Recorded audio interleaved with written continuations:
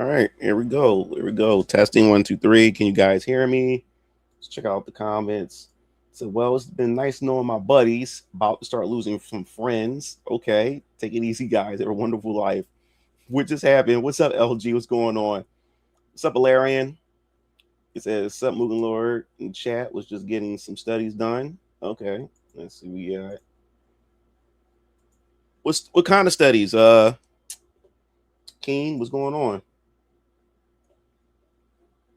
Said pass my practice test, not take the road test soon. What kind of test is it? What kind of class that you taking? Whoo, Jesus.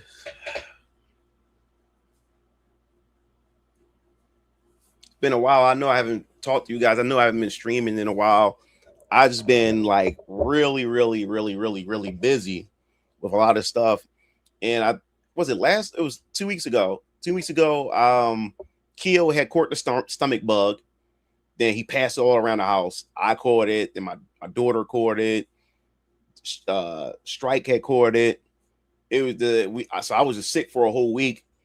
But you know me, I always pre-record all my videos. So all the videos you've seen that I uploaded on my YouTube channel to my Mugen Lore channel, I recorded those like 3 weeks ago, and I just schedule them for each week.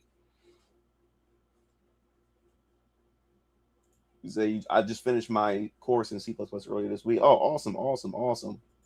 Said a test to get into the military. Oh, interesting, interesting. Okay. I want to know what's up with Grant. I want to know what's going on. He's talking about his friends. Said that I've been working on quite a bit of stuff game wise. That's awesome. That's cool. Yeah, you've been doing your thing, L. You've been doing your thing, bro. Yeah. So I just been busy behind the scenes. I have been putting a lot of work. Production for Variant Killers, Vampire Killers 2 has been ramping up really, really well.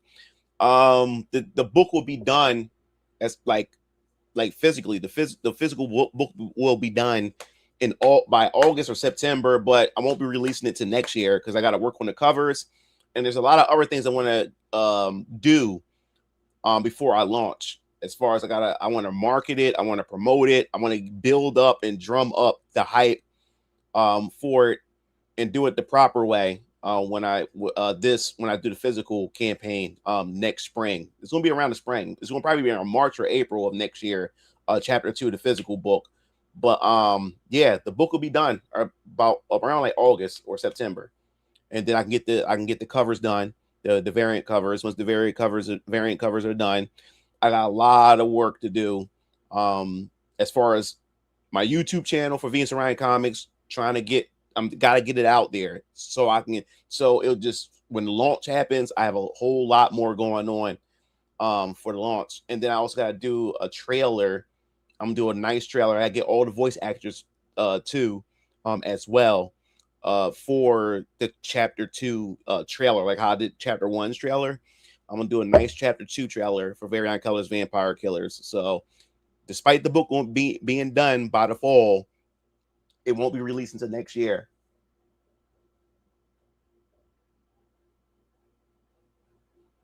Yeah, man. Oh yeah, yeah. I'm looking forward to that, man. I'm sorry, man. I was supposed to get back to you, man, but man, I've been so busy that I had to step out with my brothers. We had a few things we haven't like had planned at the studio and stuff like that. So much stuff. I've been bogged down with so much stuff. But yeah, I'm starting to wrap things up. As far as like what I'm doing with the chapter 2 of VK and all this other stuff I have going on. And I'm looking forward and I can't wait to share with you guys and stuff like that. So I've just been really, really busy. Instead of also my next course is using Unreal Engine. Oh, awesome! I can't wait to see how that comes out too, man. Yeah, yeah, yeah, yeah, yeah. Yeah, it wasn't bad, man. Like I had caught the stomach bug like the first, and I was doing fine. Like I was doing real fine. I think it really got me is when I decided to go out for my walk at night and came back, and that's when oh man, it hit me. And like the it was like it was only one day where I had like the sore throat and I had like a little fever. I had a little fever. It wasn't crazy fever, which was good this time around. Yeah, like a little fever, but that went away. Like the fever went away in a day. Then the next day, the sore throat finally went away on day 2. But then once those two things went away, the problem that I had for the rest of the week was just the sweats. I just had crazy sweats. Man, I took like 6 to 7 showers in one day. Cause I was just sweating. I was just constantly sweating and sweating and sweating and sweating. And I didn't eat for a couple. I didn't eat for a couple of days. Or I had some like chicken noodle soup and some orange juice and some water. But man, it was killing me, man. It was fucking killing me. So yeah, once the sweats, that's why I didn't do any streaming. I didn't do anything. Cause like, man, them sweats was killing me, man. Like I was just sweating like a motherfucker. So once the sweats started to go away, I started feeling a lot better. Then I had to start eating again because man, I couldn't eat for a couple days. So then I had to get that energy back. And then yeah, I was fine after that. But you can tell if you look at my video where I talked about my recent video where I talked about games are too long. I recorded that video right after I recovered. And if you can hear my voice, like my nose is still stuffy because I just recovered from it. Yeah, everybody feeling fine. Everybody, like my daughter, she recovered. She recovered the next day. Like she got sick, but the next day she felt fine. I mean, she's younger, so youngins, young people, they recover faster. Yeah. So, he said, "Oh, I tagged your brother in another photo I did for the shirt. Sorry if I'm spamming. I just wanted to check up on you. No, that's good. Uh, Yeah, I didn't know you tagged my brother or anything. I gotta check. I like would you check the you tagged them in what? Instagram or something? Because I know one of those platforms I hardly ever use, like Facebook and Instagram, even though I'm on Instagram, hardly ever use it. I'm more so on Twitter and I'm on TikTok. Well, my Venus and Ryan Comics is on TikTok. And I'm so proud of my Venus and Ryan Comics TikTok, man. I had that account for a long time, but never used it. I just started using it about like 2 weeks now. And oh my God, Venus and Ryan Comics is doing really good on TikTok.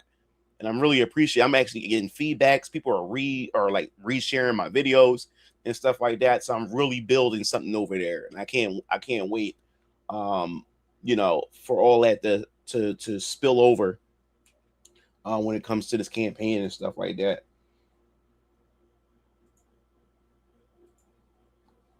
But yeah, man, it's a lot of stuff on that's been going on for like the past couple of weeks as far as gaming is concerned that I'm looking forward to talking about starting next week with my brothers when we start the podcast back up, the Game Fiends podcast. I know we've been away for a couple of weeks, and that's because of me because I had a lot of stuff to do. I had a lot of commissions from my 3D hentai community. I had a lot of commissions coming in. I had to get commissions done, so I was busy with that. And of course, Venus and Ryan Comics is working on that, so I had no time to really squeeze in to get a podcast in with my brothers and stuff. So next week we'll be back on our schedule again. We'll probably do it. We'll do it Wednesday as usual, around like 6 p.m. Eastern time. So we'll be back on schedule again and start talking about some stuff that's been on our mind as far as gaming and stuff is concerned, and everything. So yeah, man. But yeah, it's a lot of stuff to catch up on. I'm looking forward to that Star Fox for Switch 2, the Star Fox remake. Like I am looking forward to that. Like because like I said, I got my Switch 2. I still didn't open up my I still didn't even open up my Donkey Kong Bonanza yet. Well, what else? Um, I I still haven't opened up my Metroid Prime 4. And what else I got? And yeah, and my Yeez Nordic. Is it Yeez 10? Was it or 11? Yeah, the Nordic game. Then the Yeez 10, the Nordic game for Switch 2. So I got like 3 Switch 2 games I still haven't even opened yet. Still haven't opened yet. Oh, what's up? What's going on, Big? What's going on? So I think my first Switch 2 game I'm actually going to actually open up and play is definitely going to be Star Fox. I pre-ordered it already, fully paid off. So I go up to Best Buy when it comes out, pick it up. I'm gonna pop that bad boy in. Can't wait to play it. And then July is it's Grand Blue Fantasy Relink the Ragnarok. The Star Fox looks taxi Dermy. So what's up, Matt? What's up, Demonic? Yeah. I was talking about I just started talking about the remake to Star Fox. Yeah, I'm looking forward to it. That like I said, like I only have like four, one, two. I only have like three Switch 2 games I still haven't opened yet. And I think Star Fox is going to be the first Switch 2 game I'm going to open up and play on the Switch 2, like the first Switch 2 game to play. I've been meaning to get around to Donkey Kong Bonanza. Haven't even opened it yet since the game came out and since the game launched. Still haven't played it yet. I still haven't played a lot of games. I'm finishing up Stellar Blade right now. I've been playing Stellar Blade, a bit of that. I want to finish that and get that out off my backlog. Finish that, and then I may jump into going to have like a rotation of games. So I'm thinking after I finish Stellar Blade, I may jump into Visions of Mana on my Xbox Series X. I may jump into that next after Stellar Blade. Not sure yet.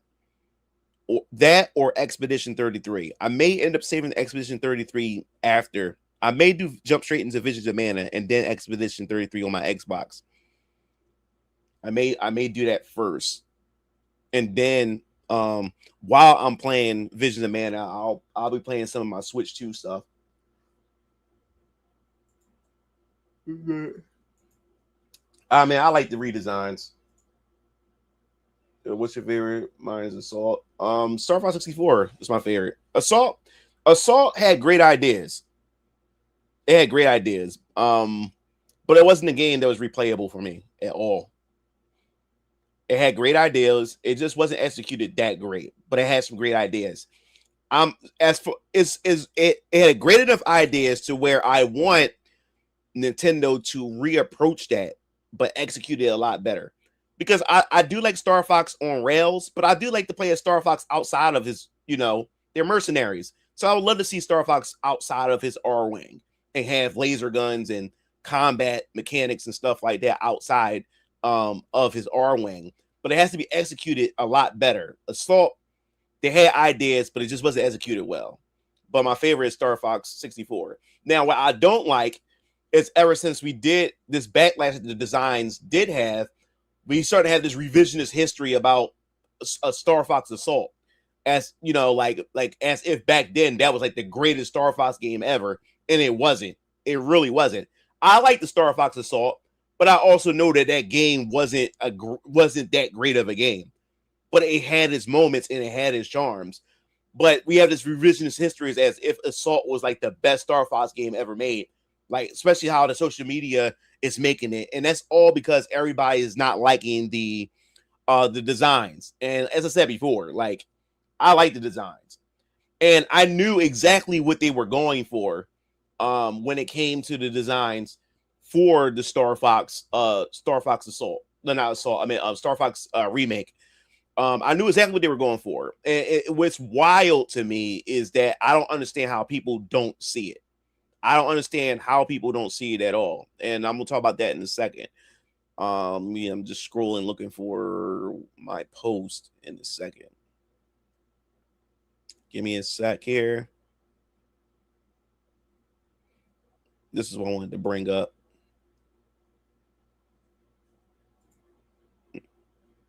All right, cool.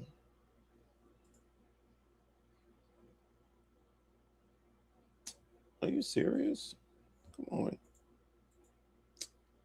1 second, man. Come on.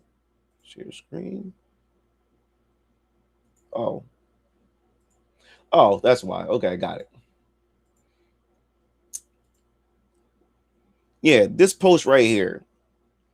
I knew exactly because somebody made a fan box art of using the new style of Star Fox. And what irritates me the most is how people was trying to tell me. Because when I first saw the trailer for this and I saw the art style, I knew exactly what Nintendo was going for. So we can go to the trailer. Give me a second. We can go. That's what we want to do. We can go to the trailer. Then we'll talk about this in a second. Let me go to the trailer. Star Fox.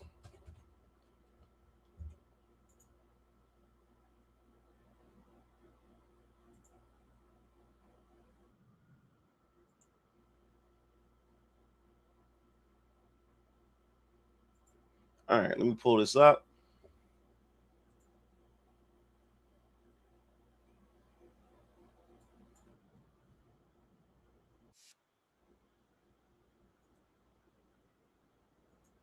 All right, pull this up. Share screen. Here we go. Let's go! All right, so And one day, my warp talk drive about this. exploded. Blew a giant hole in the fabric of fast space forward. and time, and I got sucked into a Now- different universe. I can see why people's upset because Nintendo talks about and shows off Star Fox. That's what I get for making the a frog Mario my Galaxy. engineer. I Now can I see roam where your people are getting galaxy, upset trying to find a way because home. their Doing expectations good, are set pretty heavily price set up is here. right. And I don't know Oh, I why also I have wasn't cool- thinking. Now, don't get me wrong. I enjoy Star Fox and Mario Galaxy, but I can say one thing.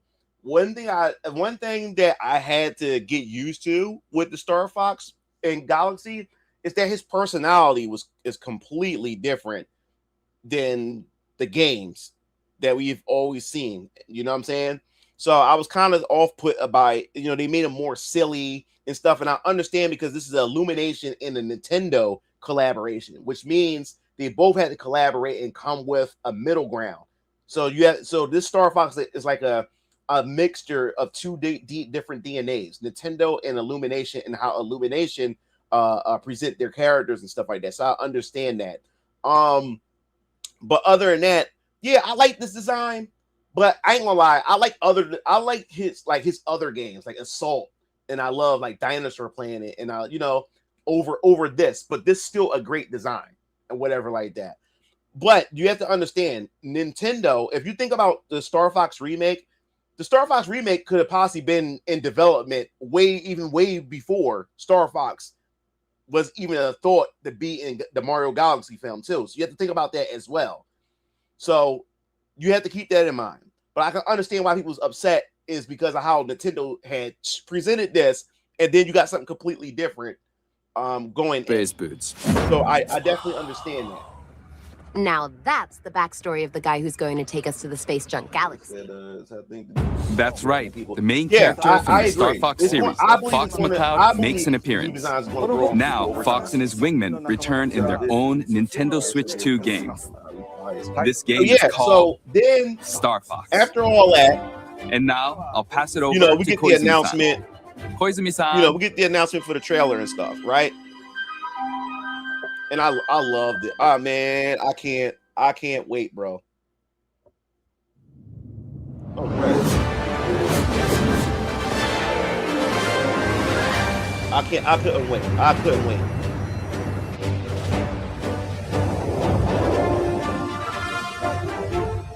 I really couldn't wait for this. Atmospheric entry. Now, this didn't throw me off guard. It threw a lot of people off guard, but it didn't throw me off guard because the moment I saw this, I was like, yo, the SNES box art. I kept saying box art, SNES box art, SNES box art. That's the first thing I said when I saw this design for Star Fox. Like when I saw this design, the first thing I thought about was the promotion and the advertisement for the original Star Fox on the SNES with the Muppets. Now we won't get to the Muppets part because I don't know if people were just being fucking disingenuous or people just fucking retarded. But we'll get to that in a second. But when I saw this, that's the first thing that came to mind. And then when I called my brother Strike and I showed Keo, I didn't even have to tell him. When they came in and said, yo, that reminds me of the SNES box art, that design. It just reminds them. It's like it's inspired by it. Please extend the wings.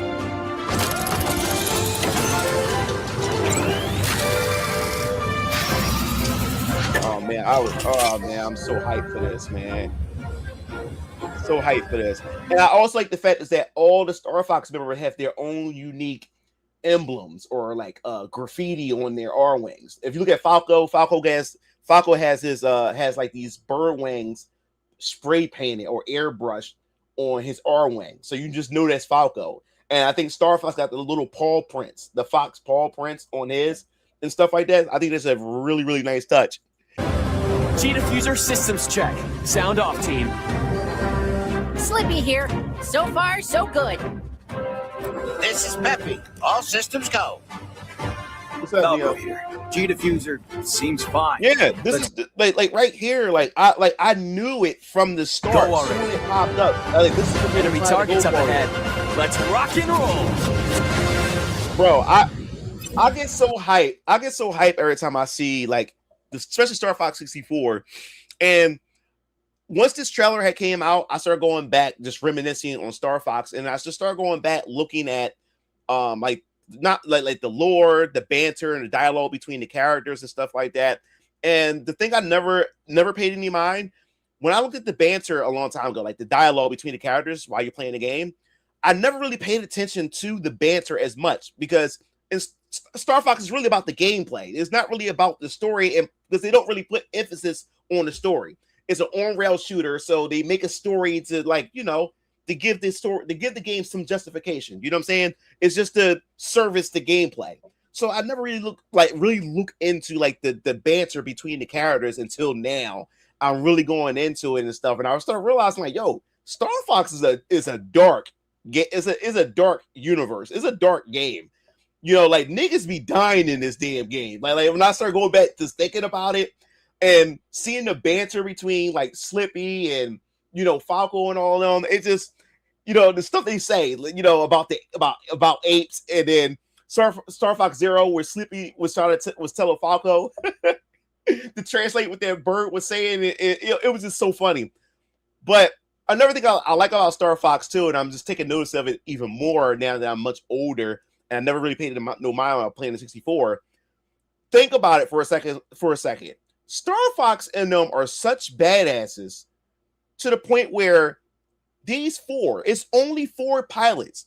These 4 pilots alone can turn the tide of an entire war in the Lilat system. You can just call these 4 and they get the fucking job done. That's what makes them badasses. And I guarantee, like, can you imagine being a Lilat pilot or like a Cornerian pilot during the war, and you get a sigh of relief when you look out the cockpit and you just see these 4 motherfuckers show up? You know that your chances of survival just increase like immensely once these 4 show up.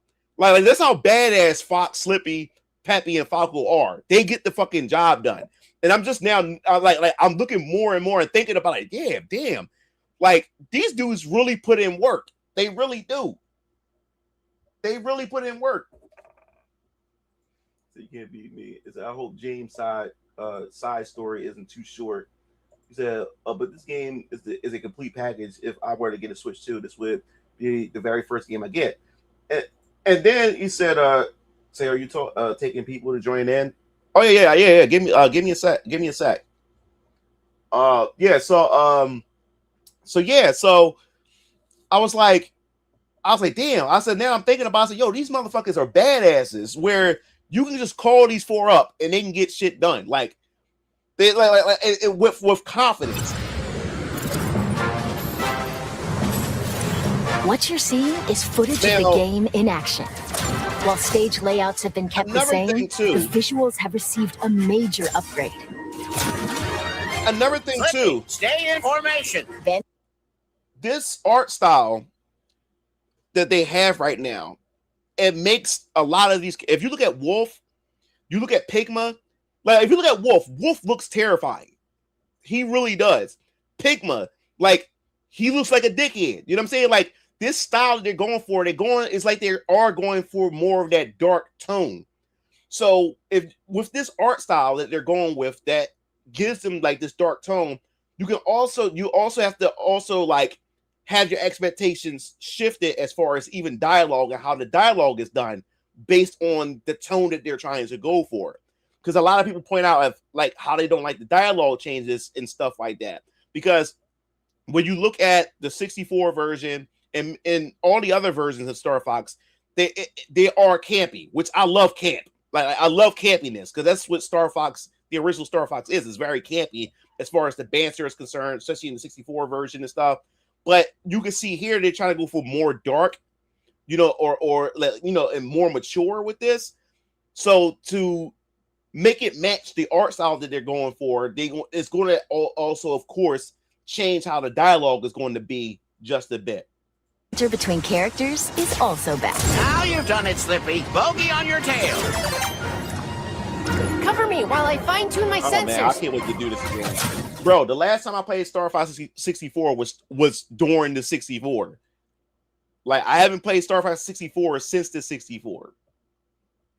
I haven't. So, this is me going back into this game for the very first time in a long time. In a very, very long time. So I'm gonna try to see if I can if I can remember how to unlock all the routes. That's why I think I'm getting super excited, because I haven't dived into 64 Star Fox in years. And a lot of people say, well, you can play it now. I don't want to play it now. I don't. Like, I want to play this. I want to see what this is all about. You know what I'm saying? Because if I play the 64, it's going to kill all the thrill and the hype that I have for this, because I already played it already. So no, I want to play this. I don't want to get on. I don't want to play Nintendo Switch Online. I don't want to play fucking emulators. I want to play this. So I can't wait to see how the routes are. And plus, we'll get to this in a second. Oh, you got him? Thanks, Fox. We need your help, Star Fox. Hey there, General. You seem a little on edge. But as it happens, my team's This available. is Fox McCloud, leader of the Star Fox Mercenary Squad. Prep the R. Yeah, this part, I like this part about Fox. He's a leader, and he's confident. He's literally telling his team, prep the R-Wings. We're gonna take back we're gonna take back each planet. We're gonna take it back from Andros, one planet at a time. And he says it with confidence. And even the facial expressions and the emotions I really like with this as well. Like this is pure confidence. I love this I love this part about this says a lot about Fox and the Star Fox group. Oh, you got him? Thanks, Fox. We need your help, Star Fox. Hey there, General. You seem a little on edge. But as it happens, my team's This available. is Fox McCloud, This is my leader part. of the Star Fox Mercenary Squad. Prep the R-Wings. We've got a job to do, Star Fox. We're gonna take the system back from Andros, one planet at a time. Falcon You see that confidence? Fox he knows they're gonna do it. They're gonna get the fucking job done. Like Star Fox is a badass. His team is just a fucking badass. At a time. Falco Lombardi is their ace pilot and Fox's rivals. Well, look at the look at the gestures, look at the facial expressions. I think they really did a good job. Like, Fox, notice how planet at look a at time. Fox look at Falco when he talks. Falco Because Lombardi they rivals too. But look at Fox right here, how he looks at him. is their ace pilot and Fox's rivals. Sounds perfect. And when he taps, There's no way Andros would expect us to launch an assault there. You up for another challenge, Fox? you see how he smirks at him? That rivalry. It's like those movies. It's like Top Gun and stuff. You know what I'm saying? Like he taps him on the shoulder. Them two are homies. They homeboys. You know what I'm saying? And this is how they banter with each other. Just bros. You know what I'm saying? It's just dope. And like I said, I think they did good with the facial expressions and the gestures and how they react to one another. I think they did a good job. I think they did a good job with this. Is their ace pilot and Fox's rivals. Sounds perfect. There's no way Andros would expect us to launch an assault there. You up for another challenge, Fox? Nice. I just like it. Showing Love it. unidentified energy emanating from within. Slippy Toad is the team Even Slippy's a bit different as far as how and as far as how he talks and communicates to the team as well. engineer extraordinaire. Incredible! Do you realize how rare it And say you see the rivalry between Fox and Falco. They're playing a chess game. You see the chess game right here, and obviously, I guess Fox beat because he is I to guess he checkmates experience a him stable right warp here. channel? Did you see this? And then he gets with cockiness. He grabs whatever he grabs right there and walks away. That base is the gateway to the wider system, Fox. And Peppy Hare is their strategic mastermind and veteran. So yes, this is a remake, right? But we are getting a little bit more out of this. Like even the commentator, the woman that's talking and explaining everything in between missions, we're going to get cutscenes. So we're gonna get more character development, and I think they're doing this to set up future Star Fox games.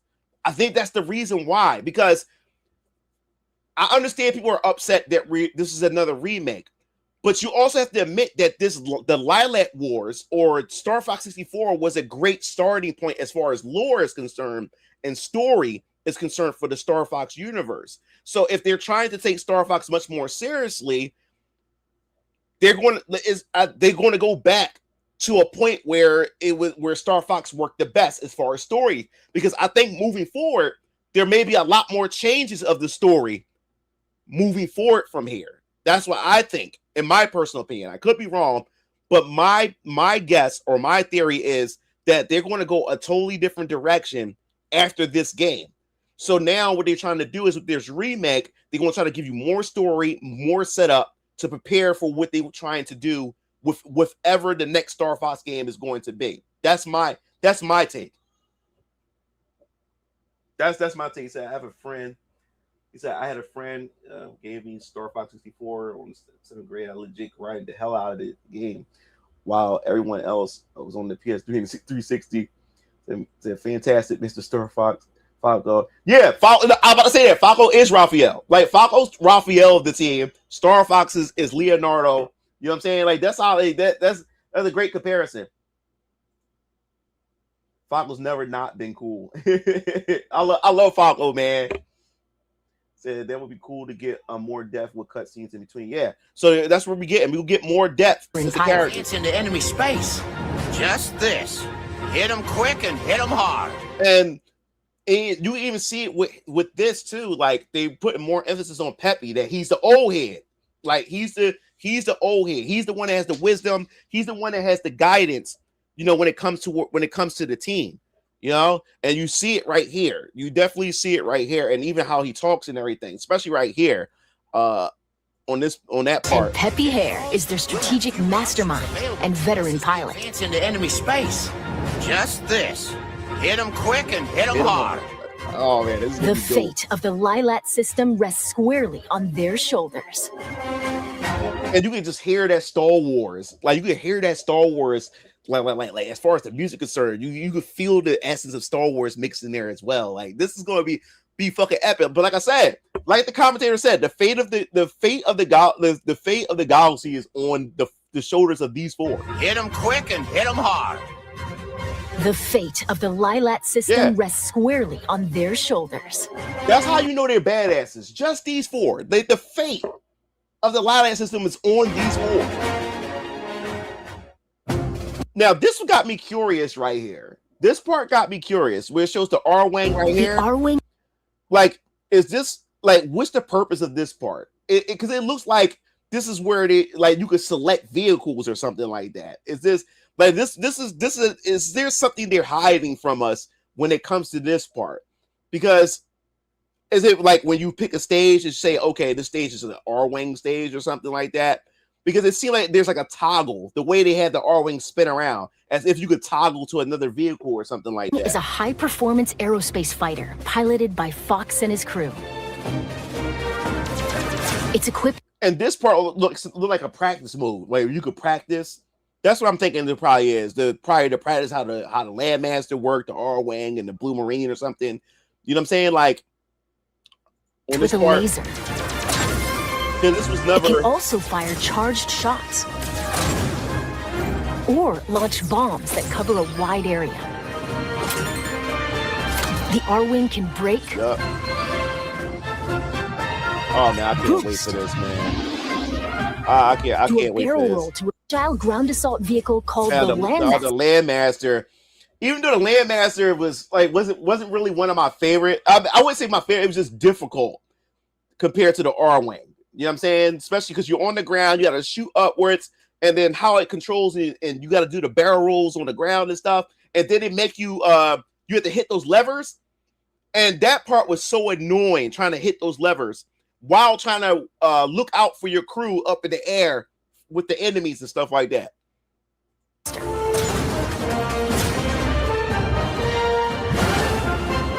And a modified exploratory submersible called the Blue Marine can also be piloted, depending on the mission. Impressive work, Star. The campaign will take you to diverse planets as you seek out the enemy's stronghold to restore peace. It said, if there was a Star Fox movie, would you want an animated or live action? Either one. They could do a live action if they want to.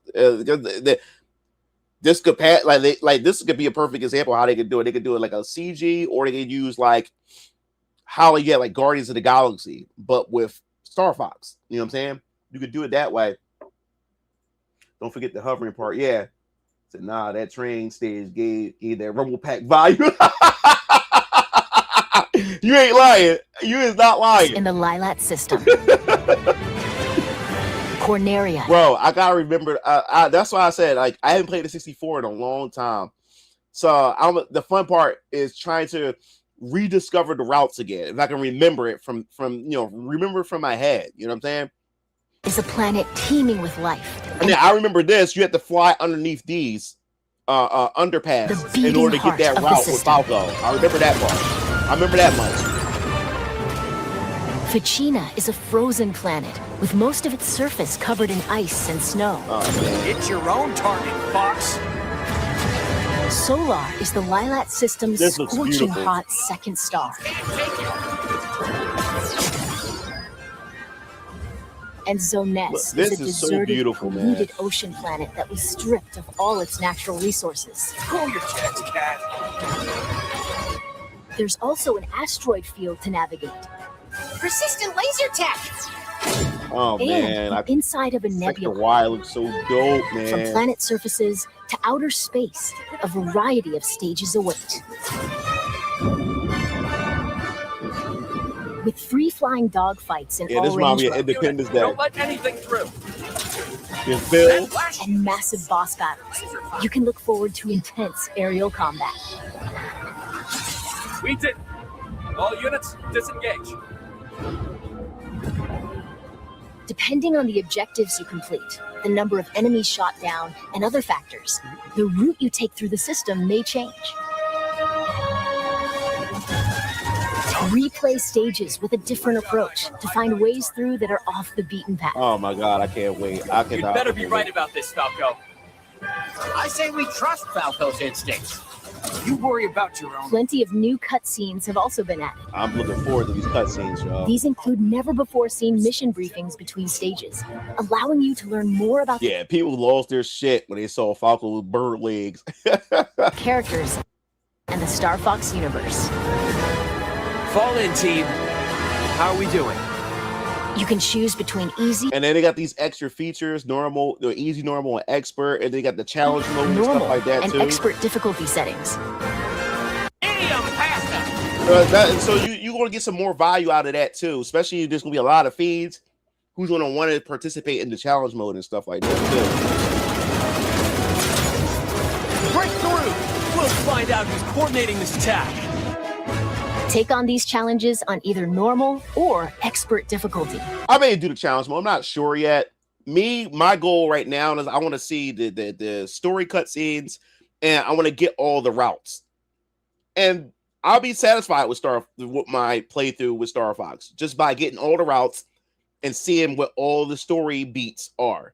And I'll be satisfied with my entire that would be my entire playthrough right there. So if I do want to get that little bit of extra, then I'll try it. Maybe I'll try the challenge mode. But my goal is just to play through play all the routes, get all the story beats and stuff, and see how the story all comes together. Battle mode. Now the battle mode is interesting. They decided to take a different route with this, and I can't wait to see how the community, I guess I would say like gravitate towards this. To in 4 versus 4 dogfights. Players are split between Team Star. Yeah, so you got Star Fox and Star Wolf. So this is going to be a pretty interesting take. And then these 3 modes got 3 different. Each mode has a different objective.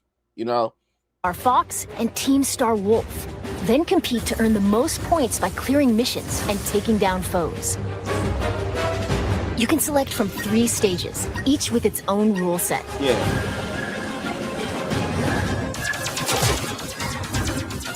I think season control is going to be probably pretty fun too. Especially we had them crazy dog fights and stuff like that. I think it's gonna be. I think it's gonna Opponents and be, seize control of be the zone probably around pretty the fun. satellite towers on Corneria. I think it's gonna be pretty interesting. Star Fox completed the objective.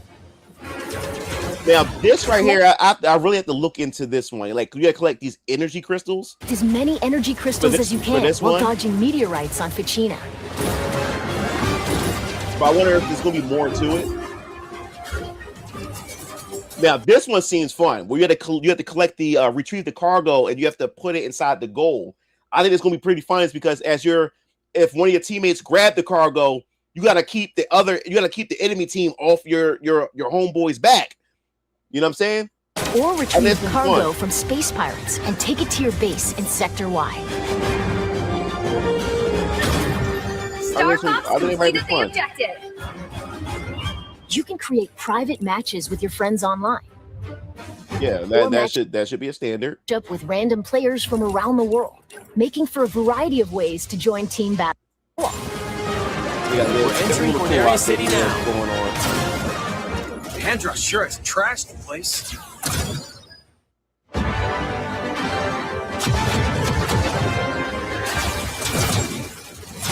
I'll target the lights. All right, so this is the elephant in the room, Cat. Now, I understand why people was upset with Cat. They don't like her design. They wish they went back and made Cat the way she looks in the other ones. But you have to understand how art styles work. If you look at the art style, you already talk about how y'all don't like the art style. Everything has to be consistent. Star Fox and the crew don't look easy on the eyes.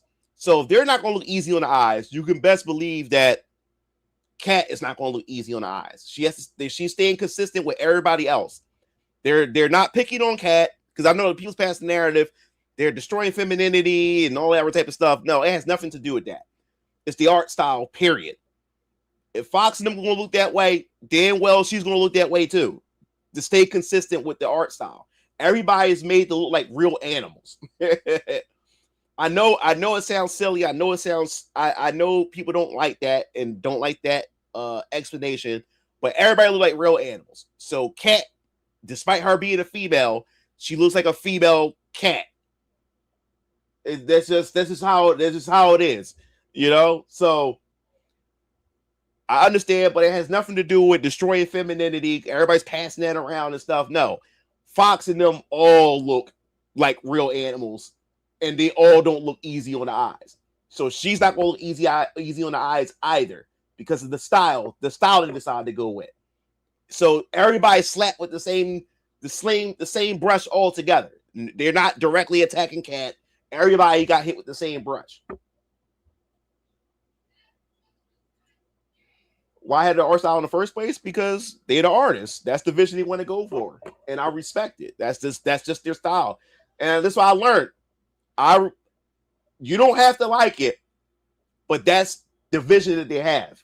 You either want to rock with the vision or you're not going to rock with it. And I'd rather a developer do what the hell they want to do, because that's their vision, than to have everybody try to dictate what they should do with the vision that they have. You either rock with it or you don't. Should have went with the previous style. If you know anything about Nintendo don't rehash. We should know that by now. Nintendo's always trying to do something different.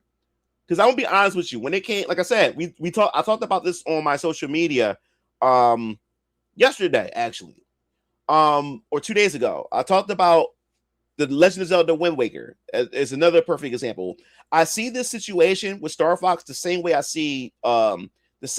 see Wind Waker. And the reason why I say that is because, if you guys don't know, back then, Nintendo used to have their own convention called the Nintendo Space World. That was like their version of E3, but for Nintendo games and Nintendo products. Nintendo used to have Space World. So there wasn't Directs a long time ago, but Space World was kind of like their physical Direct. You get everything Nintendo, consoles, new releases, and everything. And during Space World, they finally revealed the Nintendo GameCube, and they revealed the tech demos to the upcoming game, to show the power of the GameCube. And I remember they first showed off the tech demo to The Legend of Zelda. They showed this realistic Link versus this realistic looking Ganondorf. And everybody, including myself at the time, lost my shit, right? So GameCube finally launches, and we wondering what the next Zelda game is going to be like. And when we finally got that announcement, it was fucking Wind Waker, a cartoon, derpy looking Link. And just like the internet, even back then in internet forums, everybody was pissed at Nintendo, and including myself. And I was one of those Wind Waker haters back then. I was one of them, because how are you going to show us a tech demo that looked that awesome, looked that dope and realistic, and then you give us a fucking cartoon Link? But then once I pre-ordered the game and my parents pre-ordered the game for me, and it came with that bonus disc with the Wind Waker demo. It came with the Master Quest and all this other type of stuff, Ocarina of Time. And when I played that demo, it humbled the fuck out of me. I said, oh, man, this is pretty good. And then when the game finally launched, got the game and fell in love with it. And it was a perfect example of never judge a book by its cover, because that became one of my favorite Nintendo, one of my favorite 3D Zelda games of all time. Matter of fact, it fights for the #1 spot for Ocarina of Time. I can't decide if Ocarina of Time is my #1 or The Legend of Zelda Wind Waker. And it grew on me as I played the game, and it charmed a lot of people over time. And I think that's what's going to end up happening with this art style for Star Fox.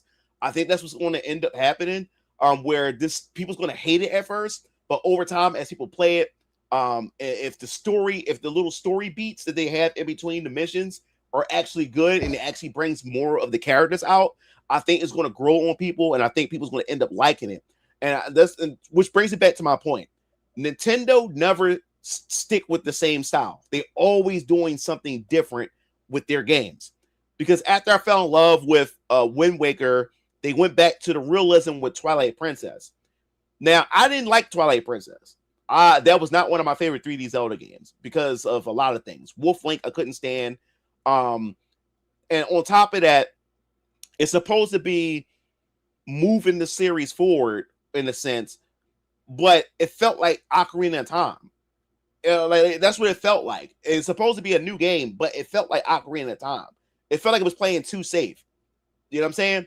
So I didn't really like Twilight Princess. But then you look at Skyward Sword, and I'm gonna be honest with you, I was kind of upset that we went back.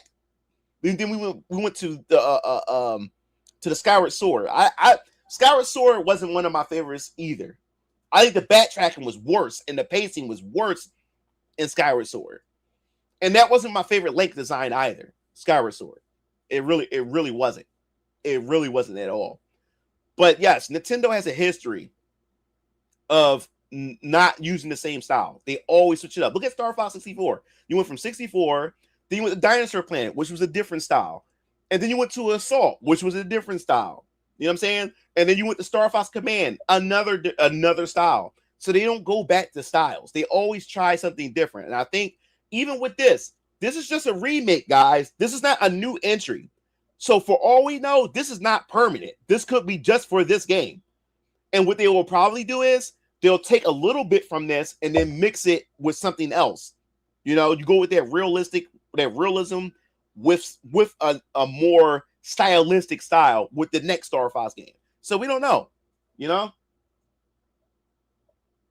So I'm still looking at Donkey Kong redesign sideways. I'm not a fan of it still. Yeah, for your information, that question wasn't to bash you on you. No. I know what you're saying, L. No. I just wanted to clear it up. Hey, I think. Wait, 1 second, guys. I send L this invite. Hold up, L. Give me a second. Give me a second. I'll send my boy L.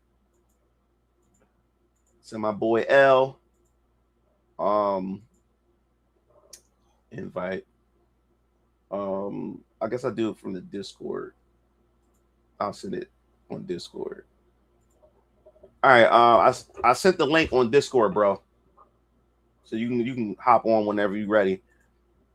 Let me see. I think I remember Nintendo Space World. I think it was revealed the GameCube, and in the Wii, if I remember right. Yo, what's up, RMK? So dang it, almost sounds just as bad as this other called Anthem. Funny enough, Wind Waker was my first Zelda game when I got the Zelda collection. It was the demo at the time. Wow, wow, I felt so old when people say certain later games or their first games and stuff like that. We did have the double GameCube. Haven't beat the Master. I haven't even tried the Master Quest. Yeah, try something different. But Star Fox 64, I don't see Nintendo's confidence. I'm cool with it now. Don't think I will be with this one. The characters is cool. So I don't see them doing another Star Fox game, to be honest, since Star Fox didn't hit the mark. Yes, they are. Well, if their leaks are true, they're doing another. If the leaks are true, because the leaks said that this is going to be a game. If the leaks are true, that we're getting another Star Fox adventure game. Star Fox is going nowhere. Star Fox going nowhere. Let's see. All right, let's go. On the left. You guys go right. It's a trap. Take him down. Don't crawl back under your rock. A swarm of lowly flies. Oh man, I can't wait, bro. Get ready, team. We're approaching Venom airspace. I can't wait for this game, bro. Yeah, this is hilarious. Which let you change your face. It's gonna be so many memes when this drop. When people's able to use the game camera chat to look like a character. to look like characters. Like this. This is about to be a meme, though. How do I look? There's gonna be some crazy content, meme content coming out of this watch. It doesn't just capture your head. Nintendo don't know what they did with this shit. They seriously don't. But your mouth. He said, "But where the fuck is F-Zero?" Oh, I believe that's going to come too. I believe that's going to happen next. But yeah, let's fast forward to I was not expecting this though. This is what I wasn't expecting. I was not expecting this. Come in, Star Fox. This is Corneria Defense Force Headquarters. Do you read? I mean, now what would be awesome is if they made this playable. Who knows? We could have a playable moment with James McCloud, Star Fox dad. Loud and clear. James McCloud here, General. Star Fox is on approach to Venom. No indications yet of any suspicious activity. We'll let you know what we find. Proceed with caution. You're the first to set eyes on that place in years. And thank you for accepting this mission, James. You're the only one I can trust. General Pepper, do you read me? Something's jamming long-range comms. I can't wait. Stay sharp, team. Are you seeing this, James? According to my instruments, the atmosphere is highly toxic. You can't tell me they didn't do a good job with this, guys. Y'all can't. People can't tell me they didn't do a good job. Look at Pigma. Pigma look like a fucking asshole, and he look like he fucking stinks. And we're doing this job for next to nothing? We're supposed to be mercs, not chumps. There's more at stake here than our bottom line, Pigma. Yeah, sure. General Pepper says his people have detected signs of activity on Venom's surface. He's concerned it has something to do with Dr. Andross. It's been years since Andross was banished here, James. If the atmosphere is poisonous, all the more reason to figure out what's going on. Dr. Andross made mistakes. I think the voice acting is pretty good. Whatever else he is a genius. Very Maybe cinematic. He found a way to survive. Our leader, such a bleeding heart.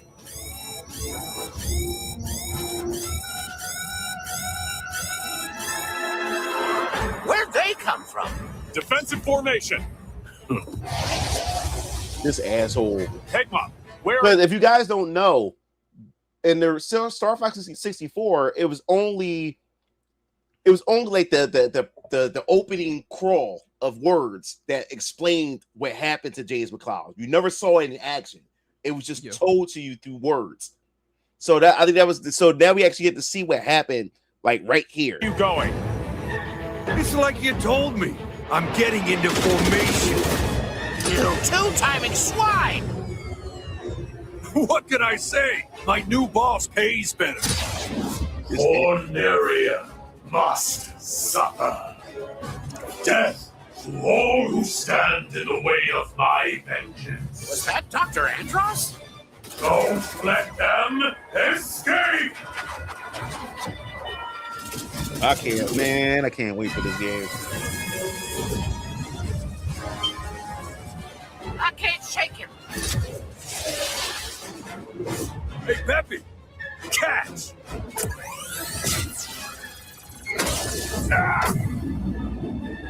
James! Now, my question is he going to actually going to die in this game? James McCloud. Peppy, I mean, it's assumed to be. do you read me? I'm losing altitude. Peppy, you need to get out of here. Warn the general. Not without you, James. That's an order.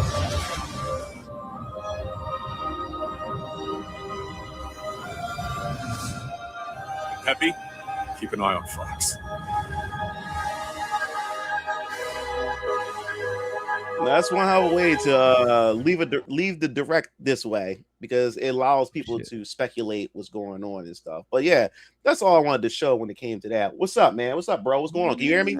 Yeah, I can hear you perfectly loud. Can you hear me? Cool. Yeah, I can hear you perfect. Yeah, Okay. yeah. What's up? What's up, bro? What's going on? Man, I don't know, man. Like I said, at first I didn't my information was based off before they had the direct. I didn't know they had a whole direct for this. So I was like, yo, that's, like I said, it looked all right. Art style was all right. It didn't like make me want to get the Switch 2. Like, for example, fucking Metroid Dread. I wanted to get the Switch for Metroid Dread. That's actually the first game I got for the Switch. You didn't have a Switch before then? No, I didn't know that. I didn't know that. I actually got the game after. I actually got the game, the Switch OLED, like I want to say like 2 years. I think it was 2 years after the Switch was a thing. And I think that was at the time when we were like our family, like the family and I, we weren't like, we didn't have a spot. Like this is like when we were in between places and stuff at the time. So, and like I wanted a game console. I was like, well, let me get the Switch. Why not? Oh, wow. You feel me? So yeah. So I've gotten, like, I don't play the Switch a lot, but like I said, I've already beaten Metroid Dread. So like it's a solid game. But like I said, this doesn't necessarily sell it for me. But I can get it if it does well. Like, yeah. Okay, cool. You know, I get it. But like you said, I do agree with the fact that Nintendo has a thing of rehashing for better or for worse. Let's put it like that, for better or for worse. I just don't know if, you know, like I said, how well it would do. But I guess they're just capitalizing right now because of how the Star Fox movie, you know, from Star Fox and stuff like that off the Mario movie, which is fine. I guess I get it.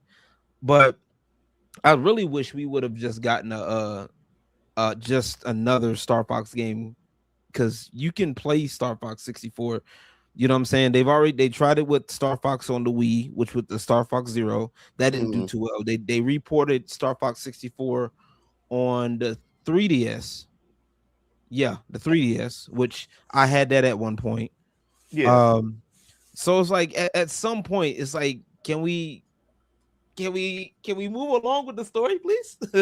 But no, like I get the point. Like I get it. It's just like I said, the art style for me was just kind of like, I like, and even with the direct, I could see it in some of the characters, especially like with the, you know, like with Pigma and all that stuff. Like I get it. I guess that's what they were kind of going for. I'm not completely sold, man. I don't know, man. I don't know how to feel about that, man. Yeah. We're gonna see how it turns. We're gonna see how it turns out. We're gonna see how it turns out when it drops. I was gonna buy a Switch 2 regardless. You know what I'm saying? So I didn't really need to be sold on a game to get a Switch 2. I was going to get the Switch 2 regardless. My backlog with Switch is fucking ridiculous, bro. I got so many games on my Switch.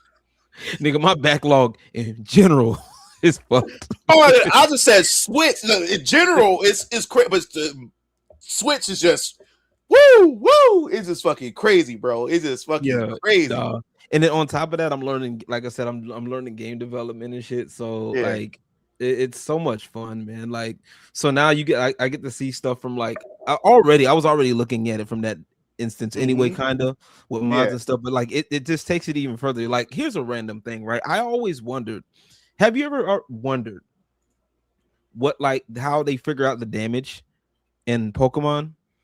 Have you ever? I don't know if you ever played Pokemon like that. Like maybe. Well, I played. I stopped at Yellow, but I had Sapphire, and then I don't blame you. I don't blame you for stopping that. But what did you use, like a calculator or a multiplier or something? Wait. I'm about to show you. Hold on. We on. I'm gonna look. It's about to go crazy. I'm gonna drop the link to the Bulbapedia wiki. You feel me? If I can, there we go. I'm about to drop the link to this shit because it's crazy. Shout out to Emerald Taurus, by the way. I hope you're doing well, man. Yeah, man. That's because shout out to everybody in the chat. Yeah, I haven't, like, as far as this year, I wasn't really excited for any game except for the sequel to Kenna and now Star Fox. Like these Kenna 2 and Star Fox is like the only games like right now that I'm excited for this year. So hopefully some more games get announced that I end up getting excited for. But those are the only 2 games I'm excited for this year. We'll see. Like this year, I've been focusing more on my shit because I potentially may have a game that you might want to be excited for. Yeah. Hey, look, we talked. So I can't wait. I'm gonna give you I literally was like, so I had turned you down for a minute, and I was working on something, and I've been dealing with like ChatGPT and a few other things, but right now ChatGPT has been really good. It like helped me keep certain things in order.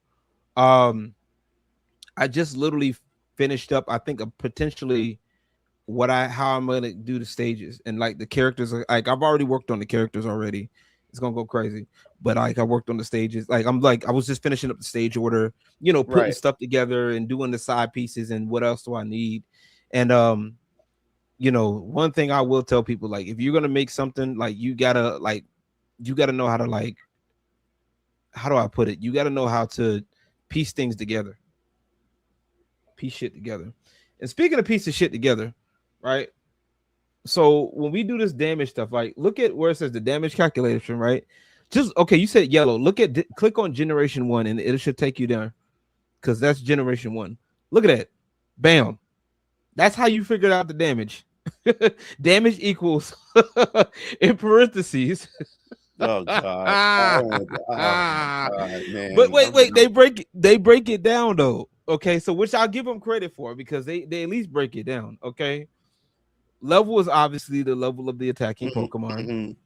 Critical is a 2 for a critical hit, 1 for anywhere else. So if it's critical, it's times 2, right? A is the attack. So you know how to attack stat, right? The attack, defense, yeah, speed, special stat. Cool. That's the effective attack stat of the attacking Pokemon. Okay, if the Pokemon use a move that's a physical move, or if the effective special stat of the attacking Pokemon use the move as a special move, either this or D are greater than 255. Both are divided by 4 and rounded down. That's crazy. D is the effective defensive stat. Okay. There's a whole lot of shit in there. Like this is like a whole lot of like math and shit. The power, if you scroll down a little bit, the power is the power of the use move. So you know how like Thunder, like say for example, Thunder was like 70 power. You know what I'm saying? That type of shit. That's what that was. So that's okay. Stab is the same attack type bonus. So you get a little bit of a bonus if once again Pikachu used Thunder versus Mewtwo using Thunder. You know what I'm saying? And then type 1 is the type effectiveness of the type move. Like it's crazy. And then on top of that, the bottom part is what gets me. The random. That shit's crazy. So they put random shit in there so you don't get a static number. And that's just generation 1. Generation 2, it gets even worse. That shit, dog. That shit is crazy, bro. That shit is fucking crazy. Imagine, bro. Like, just imagine, right? So that is crazy. Like when you go into game development and people be like just the regular people, like they don't understand that concept. You know what I'm saying? Like, get the fuck out of here. And in generation 3, it gets even worse. Because you start adding more types and all this other type of stuff. And I'm like, damn. Then, look, they added like the weather. They added like whatever stockpile is. I think stockpile is probably gonna be Oh damn! They even got like they added a thing where if a target is burned, Yeah. oh shit, that's crazy. Yeah, dog, that's ridiculous. Oh And my god. Generation 4 gets even worse. No, dog, that's why you gotta get the geeks. You gotta get the geek squad for that shit. This shit crazy. Like, how do they figure? Like, you know, and it's the same thing with like fighting games, right?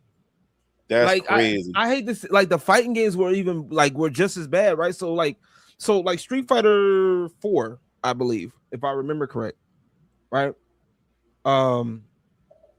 Street Fighter 4 had this thing where there was a damage thing, like you would do like damage scaling. Of course, you had your regular damage scaling, like after the second or third hit, the damage starts to scale, right? Something of that sort. Fine. I also didn't realize that there was damage scaling when the character was at a certain amount of health. So if I remember correctly, if you did a hit, like if you were like past like 15-20%, there will be scaling on that too. If I remember correctly, if my memory serves me correctly. I'm like, I'm like, bro, how do y'all do what? I'm like, how do y'all figure that shit out? Like, what is wrong? Fuck that. That is crazy. Just saying, hey, I'm in it though. I thought that shit was funny. I always like, and it's just crazy. Like when you making a game, like when you're looking at game stuff, like from a different angle, you get to see like it's like going to a music concert as a musician, right? You start listening to music differently. Yeah, I mean the same thing. Like once I started making comic books myself, I know the ins and outs of like how it works when it comes to crowdfunding. So when I see certain things when it comes to comic books and stuff like that, I know who's bullshitting and stuff like that, and who's not bullshitting because I'm experiencing it. I know how it works and stuff like that. So yeah, that's what that has with everything. It's like going to the military, learning how to use guns, and then you watch movies. You can't watch movies the same anymore. Right. Because now you know how guns work and shit like that. You know it's all bullshit and all this other type of stuff. Right. Well, because even what's his name? He's a fighter. What's his name? He's in movies. Black guy. Michael Jai White. One that yeah. Even he said it like even he said it like when you're doing stuff like in movies and shit, it's done like that on purpose because if you look at a real fight for real, a lot of times that shit gets boring. You know, like there's a lot of it's boring, like or like physically it just doesn't. Or things happen so quick where you're not able to like see it, so you have to kind of do it in a way that's like, you know, that's why we have certain things like even with games like with hit stun, like you have like hit stun, hit stops, screen shakes, all that shit. You know what I'm saying? So it's fun shit, you know. But it's if you like the more you learn about it, the more it kind of like, you know, like damn. yeah, man. I said that's, but it is the fun part though, because once you do get that inside knowledge, because you're doing it yourself, when you get to appreciate it more, and you realize that it's not as easy. That's why, like, even when I started getting into a lot of these hobbies or learning a lot of things, I start looking at certain things differently. Like, man, like even when writing a story and stuff like that, people criticize certain things, but then when you actually start getting into it yourself, like, oh man, it's not as easy as I thought it was. Like shit. Like now I see I see what these people go through at times and stuff like that. It's not that easy. Now I'm trying to do it. And you always humble. But you know what though, it's off. But also too, if anything, actually, it's either humbles you or it does the opposite, right? It even makes you double down, right? Because if you start realizing that the people that have the most to say are often the people that will never do anything, that will never do anything of value. If you really think about it, like you're right. I've noticed that. Bro, you're right. That's why, like, after a while, in the culture war and stuff like that, I was like, yo, Brian, like, I could do this. Let me do this shit myself. You know what I'm saying? Like, I instead of me bitching and complaining about stuff, criticizing this stuff, let me do something about it. Let me learn something. Let me get into it myself. You know what I'm saying? And try to do something. You know what I'm saying? and that's how it is. When you're doing this gaming stuff. You know what I'm saying? And it's still my stuff. And the crazy part about with me doing the gaming stuff, if for me in my case, it's doubled down a lot of shit, bro. I'm like, I've learned a lot of shit and or learning stuff too. And this is also on top of stuff that I've already seen. Like it's confirmed a lot of stuff. Like for example, so there was a video that came out years ago about how you used to think like the games be cheating you, like the old like Mortal Kombat and shit be cheating you. With Street Fighter 2 was cheating you in arcades. There was literally a video that literally goes through how the computer cheated in those games, and I think it was a channel by the name of Desk, like the desk you sit at. Does it read your inputs or something like that? And then they just counteract it? Some would read inputs. I think Mortal Kombat read inputs. Yeah, because I used to hate that. I'm like, it just knew when it jumped, it just anti-air me. Like how it knew at that very moment I was going to do that. Yeah, like it would it reads your inputs, and then also it would do like a somewhat of a god mode in certain situations, right? Depending on the game. So like certain strings that you would normally it would normally be a block string, right? In certain instances would be like when you're going against the computer, when you do that same block string, the computer will ignore it, right? Right. Or what happened is like Street Fighter 2 stun, right? When you get stunned, you had to I think you had like a certain amount of frames that you can, you're in stun, or if you were to like mash it, you can mash up to a certain speed. Well, the computer would mash quicker than humanly possible. Yeah. So the stun would last like wouldn't even last that long. So a regular combo after you stun somebody, you could do a jump in. You would have enough time to do a jump in like heavy kick from Ryu after like knocking down Sagat or something. After that, like the computer would be like really quick. You see him really quick going out and stun, and then they'll have enough time to block just like that. Yeah. So it was weird to do because it was, if you think about it, back at that time, it made sense because you wanted people to play the game. You want more quarters played equal more, more money, all that. Yeah, that's the difference between the philosophies of game development changed because of the arcade to consoles.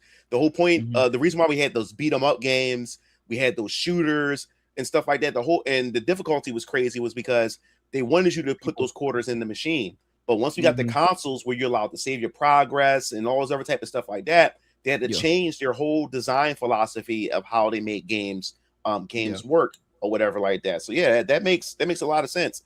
Even the Lion King game, they purposely made it difficult was because during the time Blockbusters was really big back then. They didn't want people renting the game, beating it, and then never buy the game. So they would purposely make a certain level difficult. So to the point where you will want to go back and either buy the game or re-rent it again to try to get past that level. It's crazy. Yeah, and that's and it goes to show now we got like with the culture world, the gaming. When the culture world comes to gaming, like a lot of it has a point, and I know I know in a lot of cases like me and you have like differing opinions on some of that stuff. Me personally, I get where a lot of people are coming from, and I do understand that there are certain things like, I don't mind representation. I don't mind, seeing more original stories, if you will.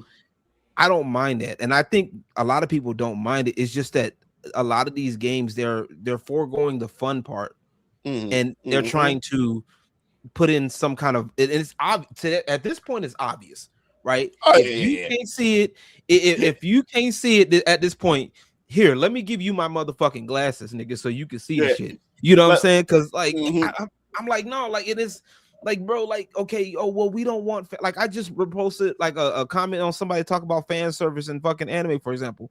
I'm like, that's part of the fucking anime. Like, it's part of the culture. That's part of the culture of it. You know what I'm saying? That's the part of it. You know what I'm saying?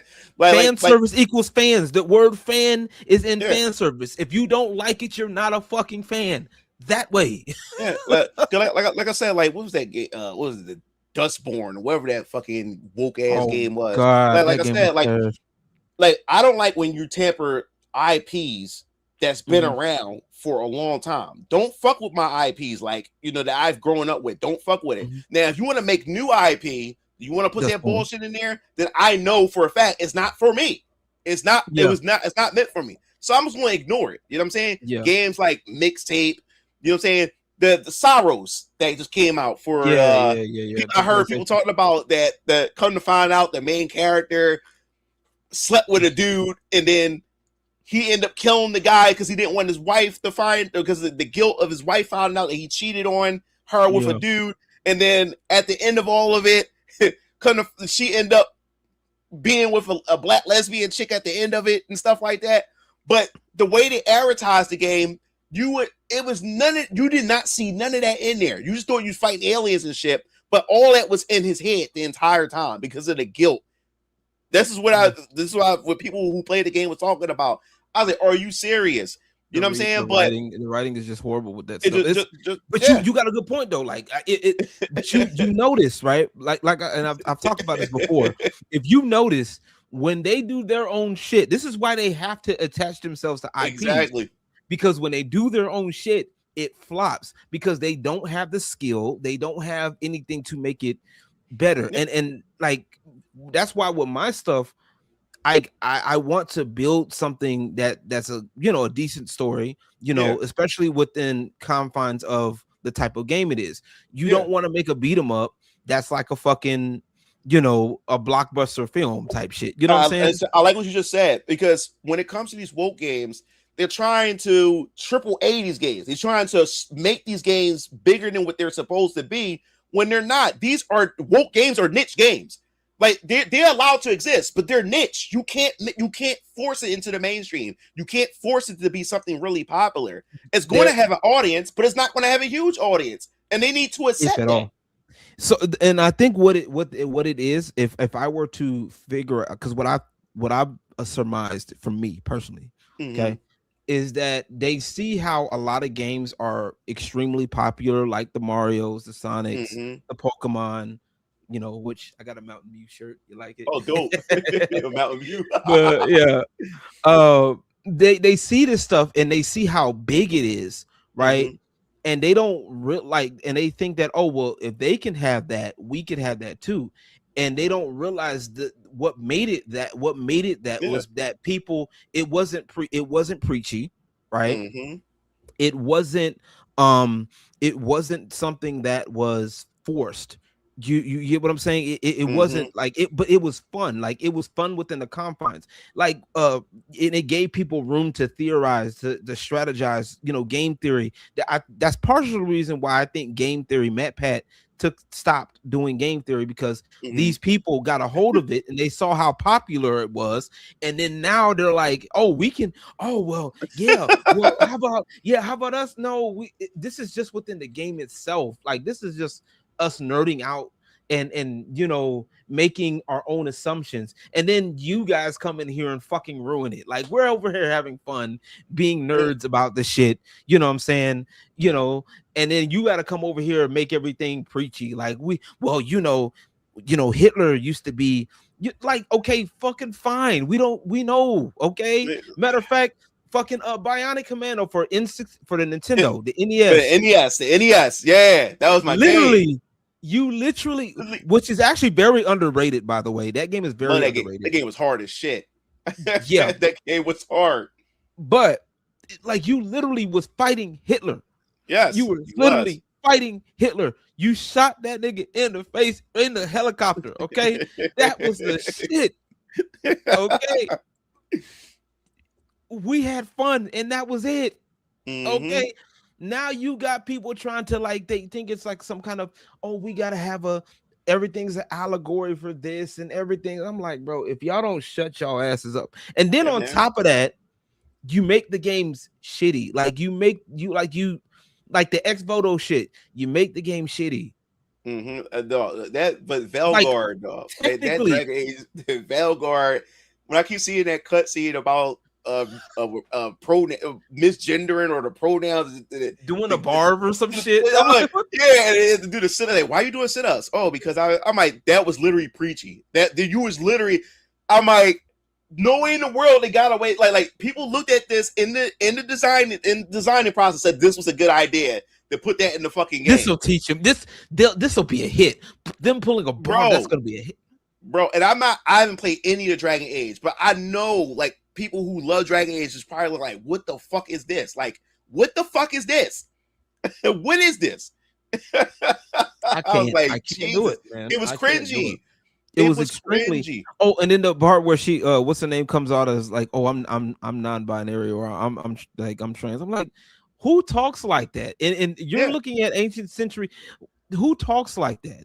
Yeah, and like, I'm glad you said that. Who talks like that? And the way these writers write, they don't write how people would naturally talk. You know what I'm saying? Like that's the other problem. Like, people don't talk this way. Somebody made a video about this, and they said something similar. They said, and if I'm quoting this wrong, my bad. They're saying they said the writing is like how something to akin to how it'd be like HR, like you're in the HR room. You know what I'm saying? And I'm like, you're absolutely fucking right. And I'm like, no, this is bullshit, bro. Like, I can't. And it's like I said, me personally as a gamer myself, right? And it's a slap in the face to gamers, because most of these people that are getting in these places are not gamers themselves. Yeah, they're not. Let's just call it for what it is. They were activists that tried to get into like activism and just never cracked out for them. So they went to the next biggest thing that has an influence on culture, which is video games. And then like Anita Sarkeesian that they got exposed, one of her old interviews they had recently, and it exposed that fact. You know what I'm saying? That's what she's an activist, a failed activist, and the next best thing is to get into the gaming, because she don't care about gaming. She's not even a gamer, but she wanted to be able to spread her activism in some shape or form, and gaming was the best place to go. And I hate that shit, bro. Like, it's gotten to the point where it's so bad, to the point where like a lot of people have felt that shit. There it goes. Let me stop that. My bad. That was my work alarm. I'm actually off today. Yeah, we rotate every Saturday. I almost remembered. So this Saturday is my Saturday off. Fuck yeah. Party in my room. Hell yeah. But I like the whole thing with Anita. Like I never really, like, even back then when she was sitting there tripping about like fucking Bayonetta. Like, these games have a right to exist. And like, yeah, y'all like the Dustborns, the mixtapes, those games can exist. Sure. Mm-hmm. Are we gonna buy them? Probably not. Not for me. Yeah, it's not for me. Yeah, you know what I'm saying? But when you start, and that's always been my biggest fight. It's like they always try to do this thing where, well, if you don't like it, don't buy it, or you don't like it, don't talk about it. But then also at the same time, and I want y'all to pay attention, Mugen, chat. When they tell you this, right, the first thing they do is they always try to get on the games, and they always try to heavily promote it. Mm-hmm. Heavily. They got the biggest fucking budget for marketing. But if you don't like it, you can't talk about it. You can't, or if you haven't played it, have you played the game? Then you can't say anything. I don't have to look at a pile of shit to know it's shit. Exactly. Like, I don't have to eat the pile of shit to know it's shit. Like, I can look at the bitch and be like, okay, that's shit. It smells like shit. It looks like shit. It must be shit. Well, have you tried it? Nigga, how about you try it? Well, no. This is for you. No. Okay, then shut up. Another thing too that especially today with developers and everything is they don't allow the game to speak for itself. They go straight onto the attack, start attacking the gamer and stuff. If your game is that awesome, they'll allow the game to speak to the gamer and stuff. If it's really that awesome, why are you going to attack? Like, if you don't like the game, don't buy it. Or, like you guys are saying bad things about the game, and because of that, it failed, and yada yada yada. You know what I'm saying? If your game is that great, then shut the fuck up and allow the game to do what it's supposed to do. If it's that great. Here's my thing with that, right? Like, it has a point, right? Because there are some people out there who will sabotage some stuff. Now, as it sounds outlandish, but there are people out there who can who sit there and do nothing but sabotage, will sabotage shit just because they're like that famous line from Batman, that Batman movie. Some people just want to watch the world burn. It be like that, but I also feel like some of that's few and far between. So, but like I said, to your point, I do agree with that. You know, hey, you know, sometimes you just got to sit back and let the game be, you know, let the game be the game. Sure. But then also too, sometimes you also got to step in and be like, hey, nah, this ain't what you think it is. Like, no. Well, this is a PDF simulator. Well, the Lolicon, like the whole thing with the Lolicon Shotokan thing, there was that whole little incident. I'm like, look, bro, like, can we chill? Okay, I get it.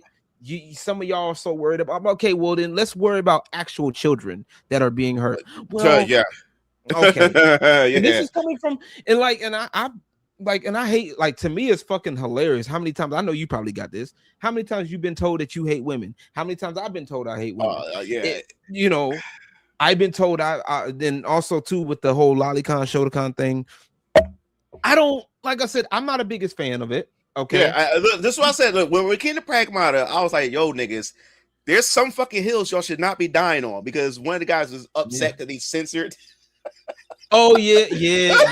Like, bro, yeah. like, there's some hills you should not be dying on, you know. But I get the sentiment though. Like a hot take. I do get the sentiment. You'll never see me defend. Like there's like when it comes to lowlies and stuff like that. There's some hills that you would not see me argue for or fight.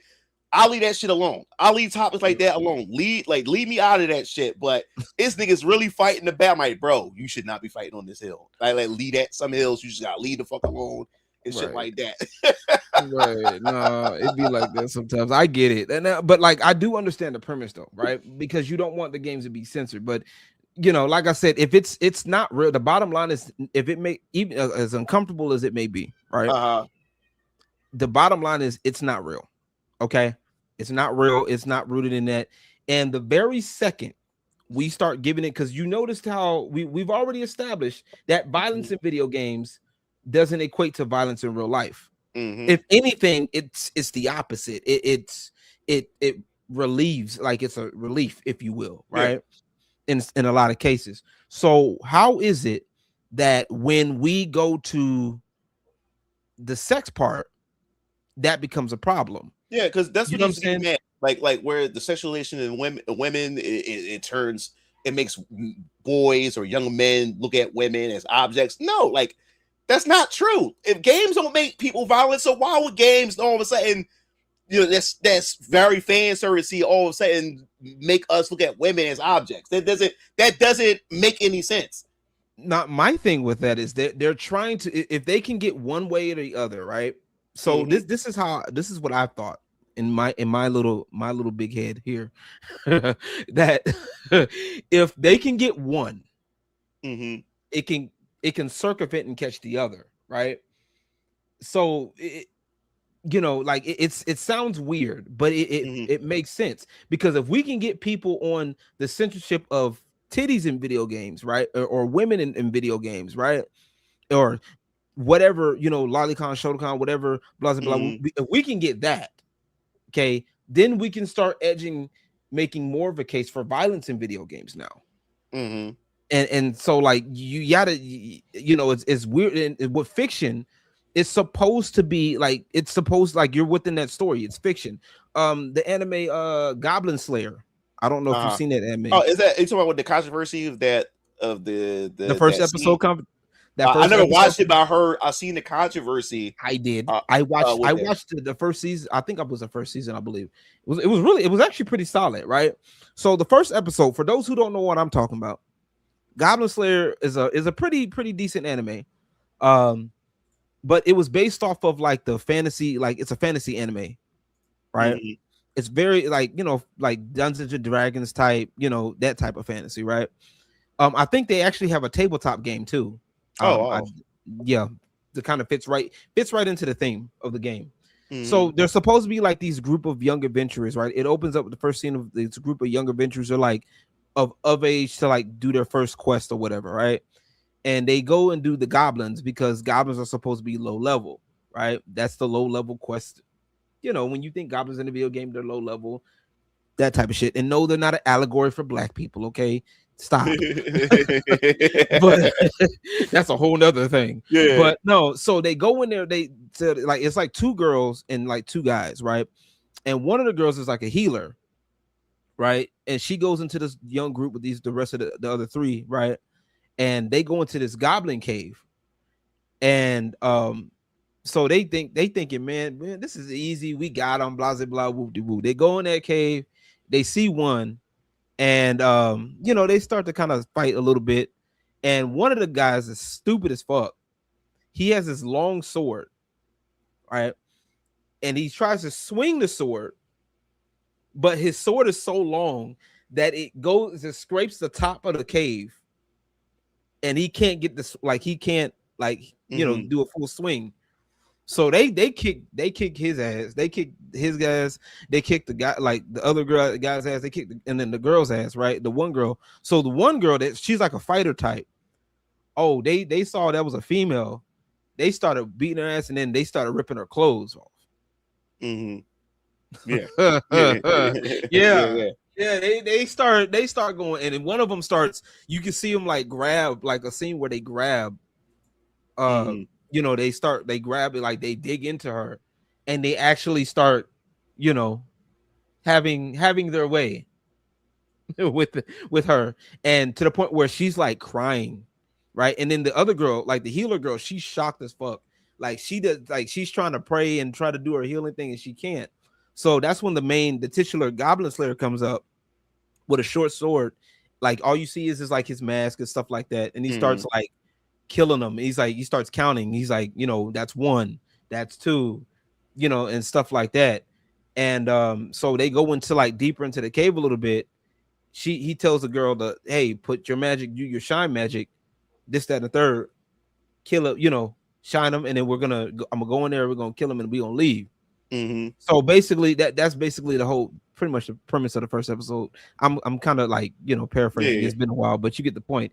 But like, it's fiction. It was supposed to be, it was a shocker episode. It was trying to show you that this world ain't, you know, they ain't playing with you. I remember the controversy. I just never watched it, but I remember so many people got triggered by that shit. Oh, and you know what? Like that was, I think that was the point, because the problem is a lot of fiction now. It's always so like, you know, it's so like it's so like kid gloves. The only anime that the controversy that really that made me go watch it, because right at the Goblin Slayer, then the next controversy was Shield Hero, and when he got blamed, the Shield Hero got blamed because they said he got blamed for sexual assault, and the controversy for that was that women don't blame men, you know, women don't lie about sexual assault, because the Shield Hero, when he got isekai to the world, all the other heroes, they all came from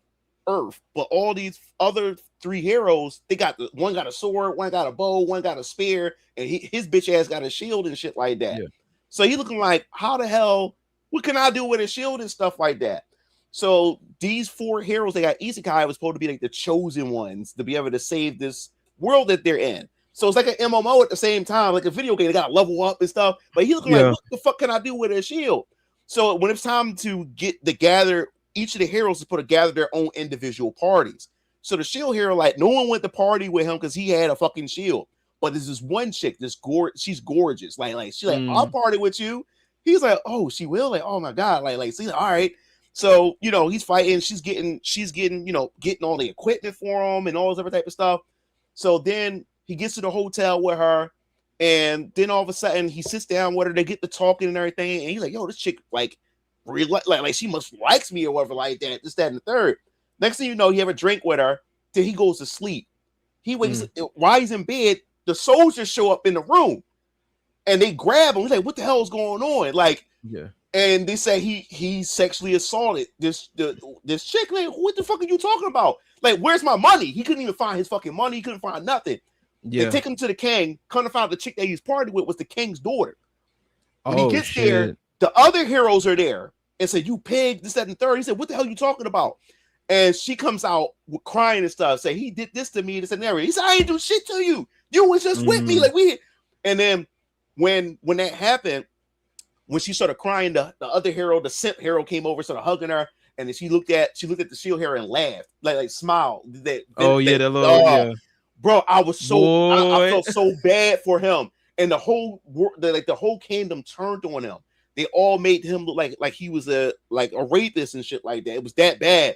And they said, and the king said, "You lucky I can't kill you because you wanted the heroes and stuff, but you would never get any assistance or help from us, this, that, and the third." So they left him to himself, and then he wanted to prove everybody wrong. You know what I'm saying? Yeah. And that's when, over time, man, he became one of the most badass heroes just with a fucking shield. But it was just crazy. But that would cause a lot of controversy because women said women don't lie about that stuff. Like this, that, and the third, and people started attacking the creator. Couldn't find the creator was a woman that created that shit like that. But the thing was, so many women was upset saying women don't lie about assault and stuff, and like that men can't be accused. That controversy was so huge. That was right after the Goblin Slayer, and that's what made me wanted to watch it to see what the fuss was about. And that first season, that show was really great. He got his redemption. Yeah, and throughout that whole series, like when he met Raphtalia, one of the cat girls and stuff, I felt so sorry for him because he couldn't trust nobody. Even like Raphtalia, who's a female and stuff, he just kept a self distance because of him being accused. I was accused. I done nothing wrong to be treated this way and stuff. It was just so sad, but he became he got his great redemption arc, man. That was really good. I'm about to go look that up now. Yeah, go do lessons. It's called the Shield Hero. The Shield Hero, yeah. Taco says, I like what Taco said here. He says, but after he got his vengeance, the viewers stopped watching, especially the women. They were only there for the vengeance. That sounds like what a lot of women would read. Yeah, man. He did get his vengeance, man. I was so happy for him, man. That's what made me watch it. I said, no, I wanted to see him get his redemption. That's crazy. As he should. I wish, I really agree with this comment because I really wish people would let fiction be fiction, right? And if it makes you feel uncomfortable, that's fine. That's your business. You know what I'm saying? Either you fuck with it or you don't. You know what I'm saying? Or you know what I'm saying? If you fuck with it to a certain degree, that's fine. Let it be that. It's just that a lot of people, like I said, a lot of people making these false equivalences, and it's not true. Just because somebody if somebody does Lolicon, Shotokan, for example, it doesn't mean that they're gonna young women like that, or whatever the fuck that they think is gonna happen in real life. And a lot of times that's often projection too. If you ever pay attention, a lot of times the people that start doing notice a lot of niggas that always be calling out niggas like that, you gonna find out they either get locked up or get caught with that shit. Yeah, it was one guy who was bashing people who liked Xenoblade Chronicles 2 and stuff like that, and right after that he got locked up for CP and stuff like that. We gotta make sure we understand it. Actual CP, not actual. You know what I'm saying? So a lot of that is projection as well. A lot. That's what I'm saying. A lot of them end up getting caught. I've never I'm not trying to be I get it. If you I get some people that want to curate their art. If that's how you feel, cool. Yeah, Taco says, why do so many white liberals see fantasy orcs as black people? Dude, I didn't know that was a thing, and until about 3 or 4 years ago. I said, huh? I said, when do? Because they try to, if I remember correctly, they try to pull the parallels from the race, which is bigotry on their part, on a lot of white people's part. Anyway, dude, I never knew that was a thing, and I've known orcs my whole life. I never associated black people to orcs. That's why three to maybe 4 years ago, that was a new thing to me. I was like, because what caused that controversy? Orcs? It was I think it had something to do with Magic the Gathering. I forgot what called. There was a video that I reacted to. Yeah, video that I reacted to, extra credit video that I reacted to. That was you can't have bad races. I'm like, well, why not? Dude, the white liberals get on my nerves, dog. Bro, I can't. I'm like, bro, let us have our fun, and it's well, but even if they were, let's entertain the thought, right? Even if they were. What are you gonna do about? So what are you trying to tell me? You see me as a black man as a orc? You think I'm unruly, you think I'm ugly, you think I'm what? Like what do you see? What do you see in orcs, and then what do you see in black people? See that, and when if I were to ask them that question, they wouldn't have an answer. That's without all projection. That's like, who looks at an orc and just think of black people? Like that's the thing that what's or like what are you thinking? Like I never once thought that. I never once thought that at all. That's why it was so new to me when I started hearing that discussion associated black people with orcs. I'm like, that makes no sense to me. Like, but you don't understand. You man, you don't understand. It's put a black one and said they were equal. Yeah, I remember that. Yeah, that the guy from Extra Credits. I did, like I said, I did a reaction. Never seen. Oh wow, I did a reaction video to that years ago, and I'm like, bro, y'all some ass wipes, bro. Like even then, I really didn't fully understand it then because I was kind of like, it didn't make sense then. But like I knew it didn't make sense then. I just wasn't able to properly articulate it because it wasn't something that I was thinking. Like you know what I'm saying? It wasn't in my thought process, and it's just these people, like a lot of these, like I said, a lot of these liberal minded people. It's what's that term? It's the soft bigotry of low expectations. Always. And it's always been like they think that because of their limited knowledge of black people or whatever their limited experience that it speaks for every black person, and it's like that's not how this works. It's also the white savior complex that they got. You know what I'm saying? They're just trying to be the savior. Yeah, like exactly. What? You go to the hood. Go to the hood with that bullshit and see how long you last, little nigga. And that's the thing. A lot of them do this shit in the safety of their homes, in the safety of their communities. Wait, I just had a thought.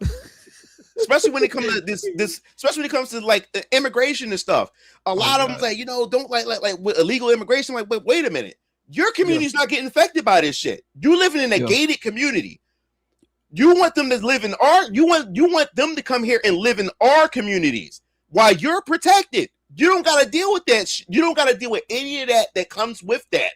Can you imagine like a white liberal just going out and like, hi, my fellow orcs.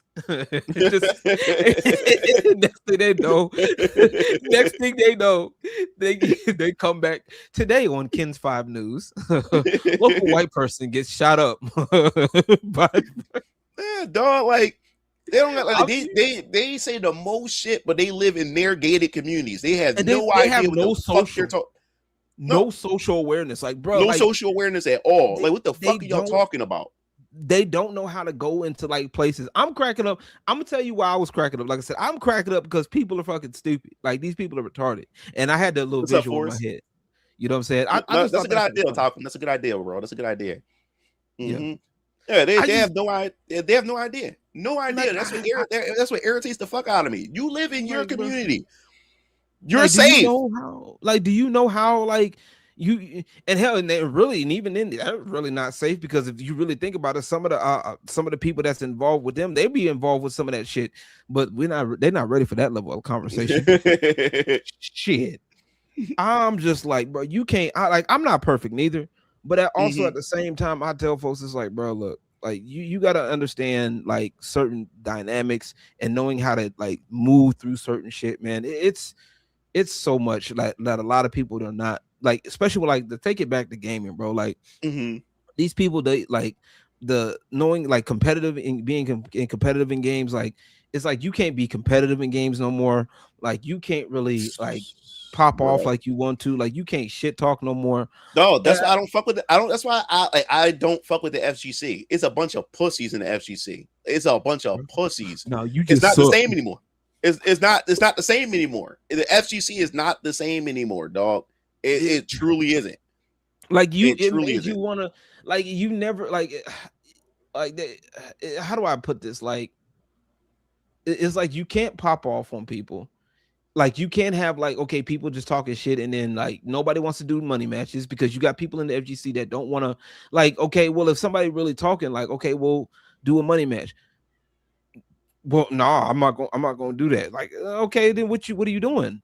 And somebody's gonna probably bring up something because somebody, I guess, apparently try to do that shit with me. And I'm like, nigga, you ain't got shit to do. Like you over here, you over here caping for Marathon, and you over here want to bring up another game. Like, nigga, go play Marathon. Nigga, ain't nobody worried about you. You know what I'm saying? Like, my Master Austin, yeah, exactly. It's the same thing. It's like people are so fucking sensitive. You can't talk shit. You can't, like if we're playing competitive, that's why I kind of stopped playing like League of Legends for that reason, right? Because I was trying to grind in that game, and like League of Legends, you need a team to play. Like you can't like do like Call of Duty and carry yourself, right? You need a team to play, and it fucking sucks when you got one person. And I was playing the jungler role, right? And everybody wanted to blame the jungler for every fucking thing, right? I hated that shit. That shit pissed me off because that's a personal thing. Don't sit up here and try to blame me for shit that I didn't even fucking do. Yeah, man. Absolutely fucking not. Don't do it. I will cuss you out and not feel bad about it. Oh, don't even get me started on that mixtape bullshit. That old Nepo baby bullshit ass project. That shit was like, I saw that shit. What pissed me off? No, I'm gonna tell you the first thing that really pissed me off was the fucking like the part that pissed me off was the fucking the tongue thing, the tongue the kissing thing, the kissing mini game that they put in there. I'm like, bro, so it's okay by your logic. These are supposedly teenagers. Yeah, ain't there some kissing? Yeah, and you're simulating that, right? You're simulating two teens kissing. But you're mad at me for liking Stellar Blade, Eve from Stellar Blade. You're mad at me for liking that Dead or Alive. Bro, that logic is crazy, bro. So it's okay for y'all. It's okay. That's okay. Like, and these are the same people that was like pretty much shaming people for liking Pragmata. Like you know. You like Pragmata? Oh, you must have a you must be a PDF file. No, what? But then you can sit up here and show two teens, lip lock or tongue, tongue wrestling and shit. Bro, like I said before, that video I did like 2 years ago, talk about the hypocrisy with gaming journalists, where I actually showed two different articles, how they was literally like bashing Dead or Alive. You know what I'm saying? And bashing the sexualization of females in games. But then they had an article, talking about why they couldn't see what's that guy name from what's that samurai game from the PS Ghost of Tsushima. They got mad because you couldn't see his dick when you go to the springs and shit like that. Then they got mad that you couldn't see Norman Reedus butt ass naked. You couldn't see his dick in the shower and when Death Stranding and shit like that. You know what I'm saying? They also love the scene with Resident Evil 9 to make it a little bit more current. Leon from Resident Evil 9, they liked it when he was all like fucking topless and shit. That imagining him topless. But oh no, let me have fucking Christy from Dead or Alive. You know what I'm saying? Do that. You remember her ending from I think it was Dead or Alive 3 or 4. No, it was 4. I think her ending in 4 was where she was a stripper. And she killed that dude, like she assassinated that dude, you know what I'm saying, by putting that little thing in his little neck. You know what I'm saying? Like, no, like get the fuck out of here, bro. Like, like I can't deal with that. Like to me, like you and then mixtape is a masterpiece. It's not even a game, bro. Like I've seen visual novels with more gameplay than that. Like Doki Doki Literature Club is more of a game. Because the gaming journalism has been hijacked. There's no real gamers. There's no real gamers anymore that's in there. It's just just activists. But wait, I just remember this too. Guess who else liked mixtape? Who? You remember the IGN dude that couldn't finish the Cuphead tutorial? Oh, of course he. Well, there you go. You don't play it anyway, so I mean, there you go. That's the game for him. I just remember that. Exactly. Like I'm like, no, bro. Like, I talked about that. The bear from Baldur's Gate 3 was fucking stupid. Like, oh my god, you can fuck the bear. Like, okay, and nigga, we don't care. He's like, there's such thing called safe horny. What's usually just gay shit. Yeah, dog. Safe horny. Well, safe horny is see. There's two things of safe horny according to them. So safe horny would be like. It's like a female would be like when the female character. It's like, what they find acceptable. Exactly. But then, like Lady D, for instance, people say Lady D is safe from Resident Evil 8. Yeah, they safe thought on she it. was because they thought she was what's the code, lesbian coded or some shit like that. Yeah, like Bro, bye. Yeah, it's crazy, man. It's crazy. Like this gay Okay. shit is just like they allow the gay shit, but then anything hetero is just crazy. Like it's the end of the world. It's Oh, I can't wait. I can't wait for them to try to piece apart my. I look. They're gonna hate my game. They're gonna love or hate my game. One of the two, because it's gonna have the very thing that it's gonna have some stuff in there. I'm gonna make sure. Man, yeah, man. That's all. I just want gaming to just go back to just normal. I'm not excited. You know I'm not excited about DOA 7 right now because I'm just let me put it this way. I'm just keeping my expectations in check. That's all I'm doing. Like I'm looking. I want to see. I'm looking forward to see what they show off, but my expectations is in check. It's not up here, but it's not down here. It's right here. I'm just keeping it in check. I recently got the Mark of the Wolves joint, that City of the Wolves. And I was sitting there playing it, and I'm like, bro, they really did fuck Mai Shiranui over. Oh, they did. In my personal opinion, they fucked her over. Cool. Her outfit, they got her main outfit. You know the outfit that she has in her main outfit in City of the Wolves. You know, I thought they was gonna let her have her whatchamacallit outfit, her main outfit, her original outfit. They put that down to a super, bro. Like it only activates on a super.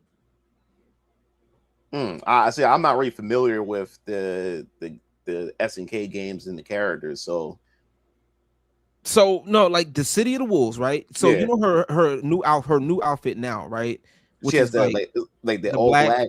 The black like little biker type shit, which once again, safe horny. Like it's fucking stupid. Like it's retarded. Like I don't like that shit. The fuck. Anyway, the only way she gets her other outfit back is if she goes into her super, and I think her super has to be like, I think you have to have like 2 bars or something. Like it has to be like her ultimate, like her high level super. So it's not even an unlockable costume or anything. As far as I know. Oh wow, that's stupid. Like I said, I don't mind the biker suit. See, this is what we talk about with the safe horny though. Like they go from the outfits go from iconic to like it's all right. It's all right. Like it's to me, in my personal opinion, it's literally done on purpose to tone it down. You know what I'm saying? While safe at the same time. It's like it's a middle ground. It's a middle ground, and you're basically pulling back. You're basically pulling back what's already been established. Like Talcum was saying, that's where the safe horny was talking about. You know what I'm saying? Like at least you're safe, Brian. You're a feet guy. You're in the safe horny. Well, they just started doing the feet stuff as of recent, because before, man, you wasn't getting none of that content in the mainstream. Now, right? Look.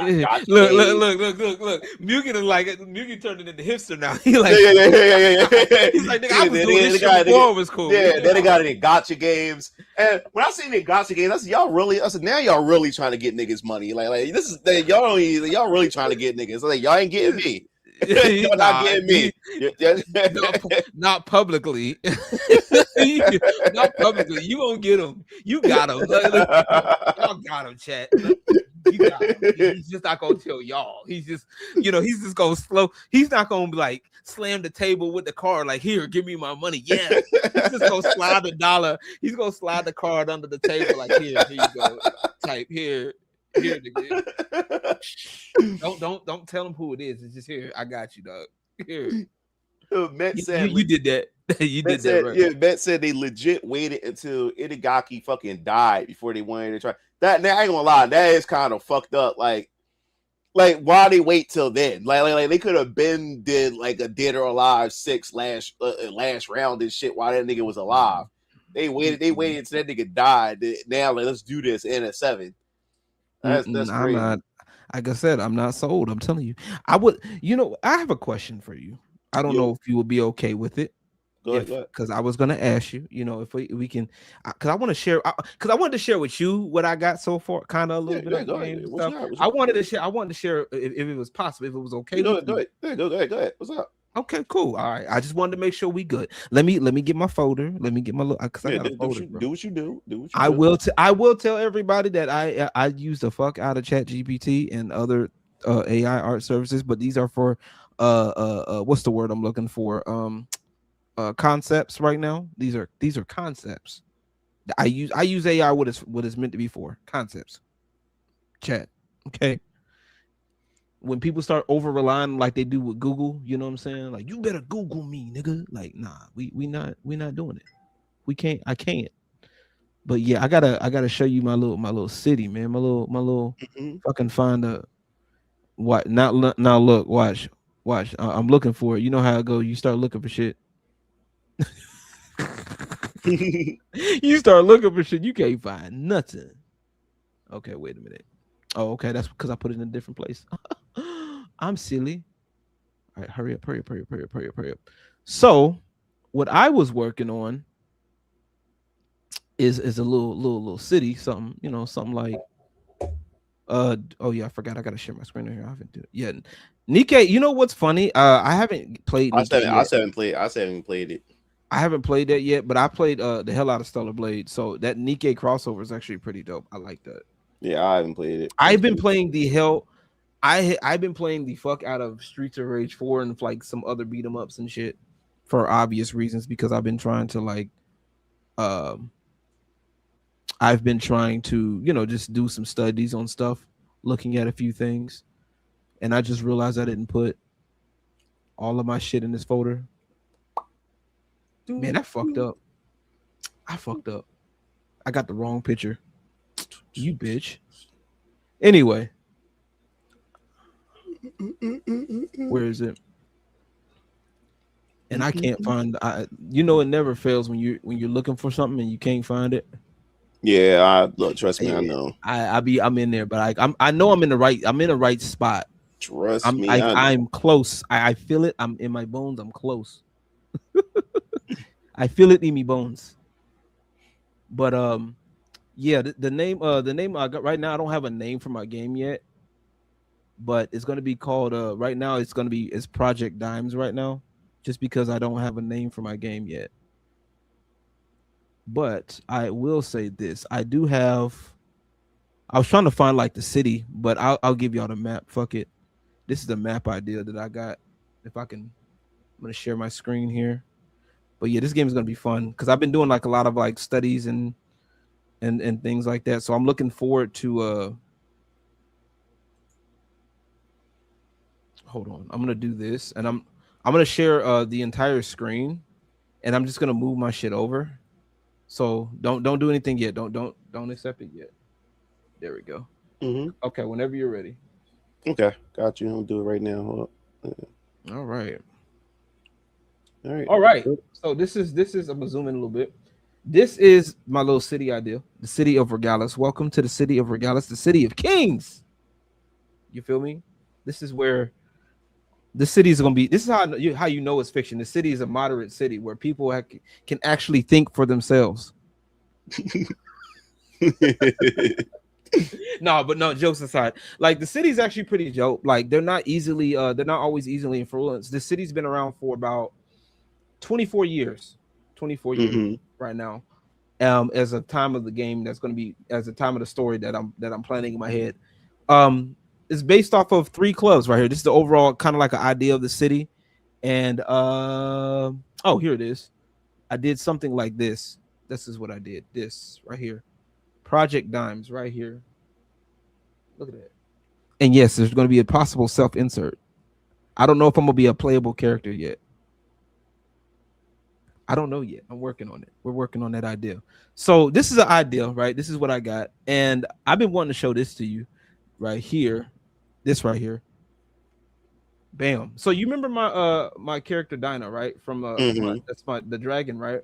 Right. So I ended up making a human form of her. Like I've had people commission for art for like a human form.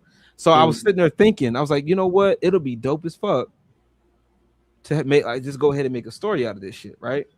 So we got this in the city of Regales. There's like part of the city is like we got like 3 main clubs that are like really the driving force of part of like the entertainment and all of that of the city, right?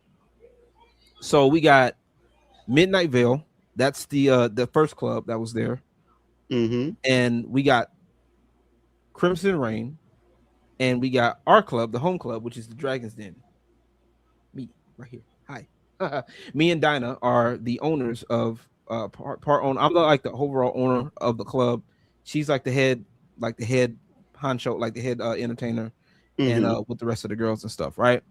So I guess I kind of give you a little bit of a timeline of how this goes, right? Midnight Vale came first, right? So when you think of this club, the west side of the city, this is like luxury city, like, you know what I'm saying? Like think of like West LA, like, or maybe Austin, Texas, you know, for my Texas people, you know, this is like the ritzy part of the city, you know what I'm saying? Upscale and stuff like that, right? Big auditorium right over here, luxury apartments, you know, this is where like all the luxury shopping will do. If you want like high-end luxury stuff, you're gonna go to the west side of the city. Also on the west side of the city, this is where Midnight Vale is. This club is, and all the clubs are gonna be strip club based. So it's gonna go fun. I'm gonna have fun. So imagine Midnight Vale as like cold, upscale, like very posh. You know what I'm saying? Like you step in that bitch, you how you doing, Linda? How you doing? I'm doing good. Like, so imagine stepping into this club, right? And you kind of get like that chill, like, you know, that upscale, like, you know what I'm saying? If you're not important, you're already kind of losing type shit. Right. You know what I'm saying? Like, you know, if you ain't got the funds, like you really ain't gonna go nowhere, right? So that's that club. My club, Dragon's Den, is second. We've been there for like 7 or 8 years, right? All right, and I'm gonna explain my club in a minute, right? And then we got Crimson Rain. This is the new kids on the block. They're very aggressive. Okay, you step into this club, you might want to protect your pockets or your chest or both. Okay, the club is going to be aggressive. The club is going to be like that's how they are. They operate aggressive, and they're actually close. They're aggressive in anything because even the owners themselves are very aggressive. Right? They see Dragon's Den as competition, even though it's one-sided. You ever been like had somebody that hate on you and it's one-sided? That's all right. And it's like you cool with everybody, but they see you as competition. They hate you. You know what I'm saying? They trying to be all, you know, mean to you. Like, nigga, wait a minute, we can all eat. Just chill out. You know what I'm saying? That type shit. So where our club is that healthy balance, right? Where Midnight Vale is like cold, callous, you know, we're more warm and welcoming. You know what I'm saying? Where Crimson Rain is like hot-headed, you know, all of that, we're cool. We chill. You know what I'm saying? We get people to come by. We get all of that stuff. And also with my club too, we have a separate thing called the Dimes Initiative. I swear I can speak English. I promise. I'm just excited right now. So we got the Dimes Initiative, where we go out and do community work across the city, right? So, like, just to kind of show people that we're people, like, you know, at the end of the day, yeah, we're a club, we're entertainers, but we're people at the end of the day. So we reach out to other people.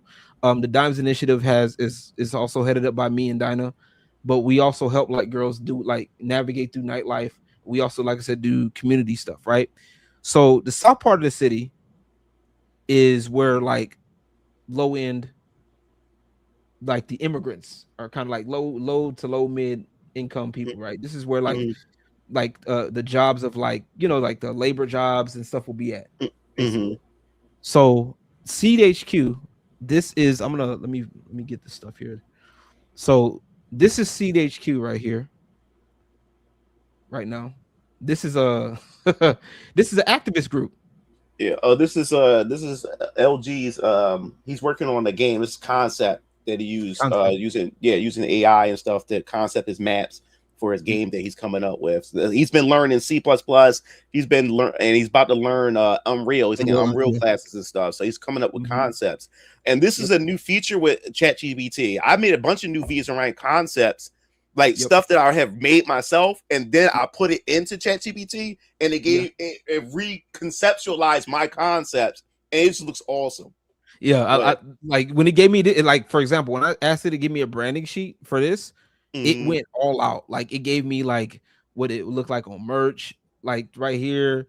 You can see like ID cards, social media stuff, banners, enamel pins, patches, which is going to be great because I'm probably going to use that. How it would look in like, you know, in a real type of thing. So this is a basically a somewhat of a feminist empowerment movement, but these people, they don't like nightlife. They think nightlife is a scourge in the city. They think, you know, this is like, you know, like the people that operate in the clubs are like really fucking bad. Like why is the mayor even allowing this shit to fucking happen in our city? You know, we should be better than this. When first of all, we bring in a lot of, like, all the clubs bring in money. First off, you know what I'm saying? Now even Crimson. Now Crimson's part of the problem because they're fucking very aggressive, and I can probably, you know, we'll have to talk because there's a story that I've been working on side stories, and there's a side story that goes before the game even starts that kind of leads up into the main events of the story and shit, right? So that's this right here. So let me show you, where the fuck did I put? That's the branding for that. So let me show you the branding for the other clubs. So Midnight Vale. This is what Midnight Vale would look like. You can kind of see that, right? And once again, like kind of like going in with the midnight, like the, you know, blue, cold, callous type of thing. Like I said, this is upscale, this is posh, right? Okay, so that's that one. Crimson Rain. Boom. Dope. Right, yeah, so you can tell that's already looking as aggressive, right? And for some reason, I can't seem to find my club, the Dragons Den, and I swear for God, I know I did it. I'm gonna have to look at ChatGPT in the pictures because I think I forgot to save it. But either way, I have it, so that's I do know that. So that's what these clubs are gonna kind of look like. That you can already tell by this. Like, I want it to look aggressive. Like when you go in that bitch, you gonna come out of there with a, you know, you might come out of there with a black eye, you might come out of there with, you know, with your wallet missing, your teeth missing, something. I don't fucking know, but a little something, you know what I'm saying? But our club is basically the in-between of that, right? So there's this other person, right? I'm going to, where's the characters at? Did I put the characters up here? All right.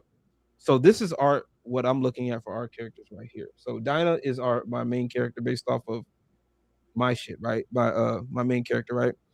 So I actually put her dragon form as canon, basically. And then this is like, she's basically the like nobody knows, right? So nobody knows her actual form, like, except for me, right? So the way this goes is there's like a, you know, the heavens and earth and shit, right? Right. How do I explain this? The Dinah is actually one of the four main deities, right? There's four main deities that help decide the fate of the earth, right? Or the fate of the world, the universe, right? Dinah's one of the four. Okay. Now there's a rule in the divine realm that says, it's unwritten, but like, if you're going to hang with humans, you got to be in an acceptable human form. Okay. Right. For obvious reasons, because, you know, imagine somebody coming up to you with like 6 arms, 6 heads, and 15 eyes, telling you to be not afraid. Nigga, you gonna shit your pants. Tell me I'm wrong. No, you're right. No, you're right. Shit your pants, okay. So, but no, Dinah, or her Dinah, which is actually not a real name. I have to explain her real name later. Dinah actually, she's a dancer in the divine realm too, but so before the divine realm, they'll have their meetings. They will have like pre-ritual, like a pre-game entertainment for people to come in. It gives people time to come in and to sit in the divine realm and to sit in these divine meetings, right? Yeah. So Dinah would perform, like, you know, perform, you know, her dance or whatever, right? So when she would travel in the earth from time to time, what made her want to be a protector was as she was traveling, she was noticing how like different how dancers in the earth realm would be, and she saw that there was like a group of girls that were being harassed for dancing, right? So she decided to like step in and say, you know, like kind of give her advice and stuff like that and protect them. And so she had already like talked like on humanity's behalf anyway, if that makes sense. Like she was one of those people that was speaking of collab, I'm glad you mentioned that because there may or may not be a collab, which I'm waiting on Mugen for. Oh yeah. I'm still looking into it. Yeah. You still look. I got you. I know you've been busy as fuck, but yeah. So she decides to help humanity. She's already been like nigga. I paid for mine. That part same because that's where I can do the folder. Yeah, I pay for my shit. Like that's how I got. Just how you get good use out of it. You get good. You pay for it. You be able to make more things. You don't have a time limit. You don't have no cooldowns. And you go ham with it and shit like that. Like, that's why he's able to produce the shit that he's producing.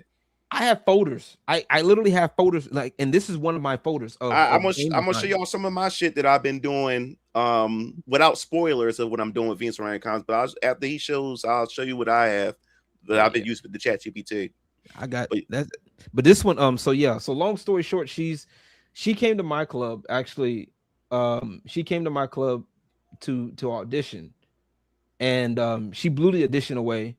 And I had met her prior when I was working at some other no-name ass club. The manager was being an asshole, right? You know, the manager that that wants to overexert his power, them type of niggas, right? So a girl was fucking up, and Dinah just so happened to be there, and she was gonna go attack the guy, like get on the guy for like being on the girl, right? And I was like, and she saw me like, and she saw me go like talk to the manager, like, hey, yo, chill, leave the girl alone. She was fucking up. Let her be, you know what I'm saying? Like, it's not that serious. And so Dinah comes in at the same time, and she saw like the manager like get mad or whatever and storms off. She also comes back and sees me, the manager try to lay off into me and get mad and says, okay, well, I'm gonna take your, like, you're not gonna have any more like as many days, you know what I'm saying? Because you think you're better, blah, blah, blah, woo, right? So I end up talking with Dinah after the fact and saying, hey, look, man, this shit sucks, man. I want my own shit. You know what I'm saying? Like, I see everybody else. Like, I think I could do better. I want my own shit. And I never got her name. Because we were sitting there talking and whatever, and she disappears, right? So some months pass, you know what I'm saying? And then I'm building my club up. I run into Dinah. She does her audition. She blows me the fuck away. And I'm like, yo, yo shit is like dynamic or whatever. You know what I'm saying? Like, and then I noticed like, she's kind of like there's like a dragon aura about her, right? So I'm like, I give her the name Dynasty, right? And so like she also helps me name my club because of knowing how she is and stuff. I was like, you know what, Dragons Den, let's do it. You know what I'm saying? So long story short, we got like these characters are going to be playable right at the start, like somewhat at the start. Right. We got Brickhouse Bree. She's from Houston. She's going to be our thick girl, So when you think girls from Houston, you think the big booty girls, yeah. Bella Cash is going to be a little Latina, little Latina. She's from the south side of the city. You feel me? Her family, basically, I met. She used to be a waitress at a bar on the south side of the city in South Regales, and she wasn't liking how she wasn't getting a lot of money and shit like that. So there's a story about that. She ends up coming over to my I go to her job, give her a tip. You know what I'm saying? And in the tip, there's like a card for the Dragon's Den. She comes in, she likes it. She ends up, wanting to work there. She ends up getting hired and stuff like that. Her family loves me and stuff like that. Her family gives me gifts from time to time. Basically Latina type shit, right? Jetta Sky she actually used to be at Midnight Veil, the upscale club, but she got fired because they didn't, how they are really strict about mode. If you don't fit their mode, they'll kick you out type shit. Right. Dinah and I happen to be there, as we show face in other clubs and stuff like that. And we happen to see it. And Dinah talks to Jetta and asks her to come over to us, and give her a spot to really just be herself. Okay. So she's really good at pole tricks. She's really good at the aerial stuff that you see on the pole and shit. Rose Gold is a newbie, actually. She is one of the younger people in the squad, right? She was originally supposed to be a part of the Dimes Initiative to teach the girls about self-defense. She is a former minor league champion, right, in boxing. So she's really like she was picked up by Dinah to just, you know, to help the girls, you know how to physically defend themselves and stuff like that. So, but Rose Gold overheard me and Dinah talking about something club related, and she was curious. So she comes in to see about the club, and she's used to like structure, 4 rings, you know, four, you know, the 4 walls of the ring and shit like that. Everything is structured. So when she comes into the club and she realizes how everything is completely different from how she was growing up, she's intrigued, and nothing's falling apart. Like, you know, she thinks it's utter chaos in the clubs. No, everything is pretty much handled, you know. And so she actually asked to be not only a part of the Dimes Initiative as a self-defense instructor, but also one of the dancers in the club because she wants to learn. And I have a side story where she almost gets fired. Like within a few months in, she almost gets fired, right? So while she's still trying to take everything in, she feels a hand like on the lower side of her back, right? And instinctively, with her being a boxer, her first instinct is she turns and decks the guy, like literally hooks him in the face, like straight to the face. Just woo, right? Blacks his eye. So of course we go into, like, she goes into my office, right? And I talk to him like, so Rose, any reason why you just deck the guy, you know, just straight up? So she tells me, she's like, you know, hey, well, I was touched on the lower side of my back. I didn't feel comfortable. Blah, blah, blah, woo. So we pull up the, I pull up the footage, right? And she wasn't necessarily wrong, right? But she was so focused on everything else. Come to find out, the guy that came up to her, you know, had money in his hand. He had he went to go touch her. He was trying to call out to her, but she wasn't paying attention because she was still trying to wrap her mind around like what the fuck is going on in the club and shit, right? So the guy had touched her with his left hand, but he had money in his right hand. He thought he recognized her because he was a fan of hers.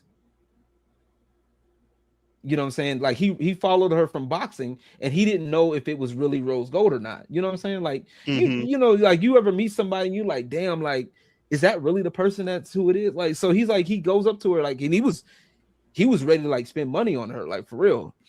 But he ends up decking her, you know what I'm saying, and stuff like that. So, you know, of course he was cool with it, and she felt like shit, bro. Like she was so fucking pissed off. So she was like mad about it. And then I just told her, like, hey, look, just talk with Dinah and y'all get everything sorted out. So now she's trying to, like, you know, make sure she doesn't do that shit again. Fun fact, I already forgave her for it and moved on. I just haven't had the time to tell her because I've been fucking busy as fuck. So yeah, so that's the kind of like, that's like the beginning part of it. So yeah, I got like a whole lot of shit. And then there's this other guy. Where is he at? So remember I told you there was four deities, right? Main deities, right? There's another one. This dude right here, this shit go hard. This dude's name is Ophiros. He's a griffin, right? The griffin deity of order is his thing. He's very big on order. He doesn't have like he's not really fond of humanity, like outside of that. He thinks humanity no, it's gonna be I'm planning on having to beat him up.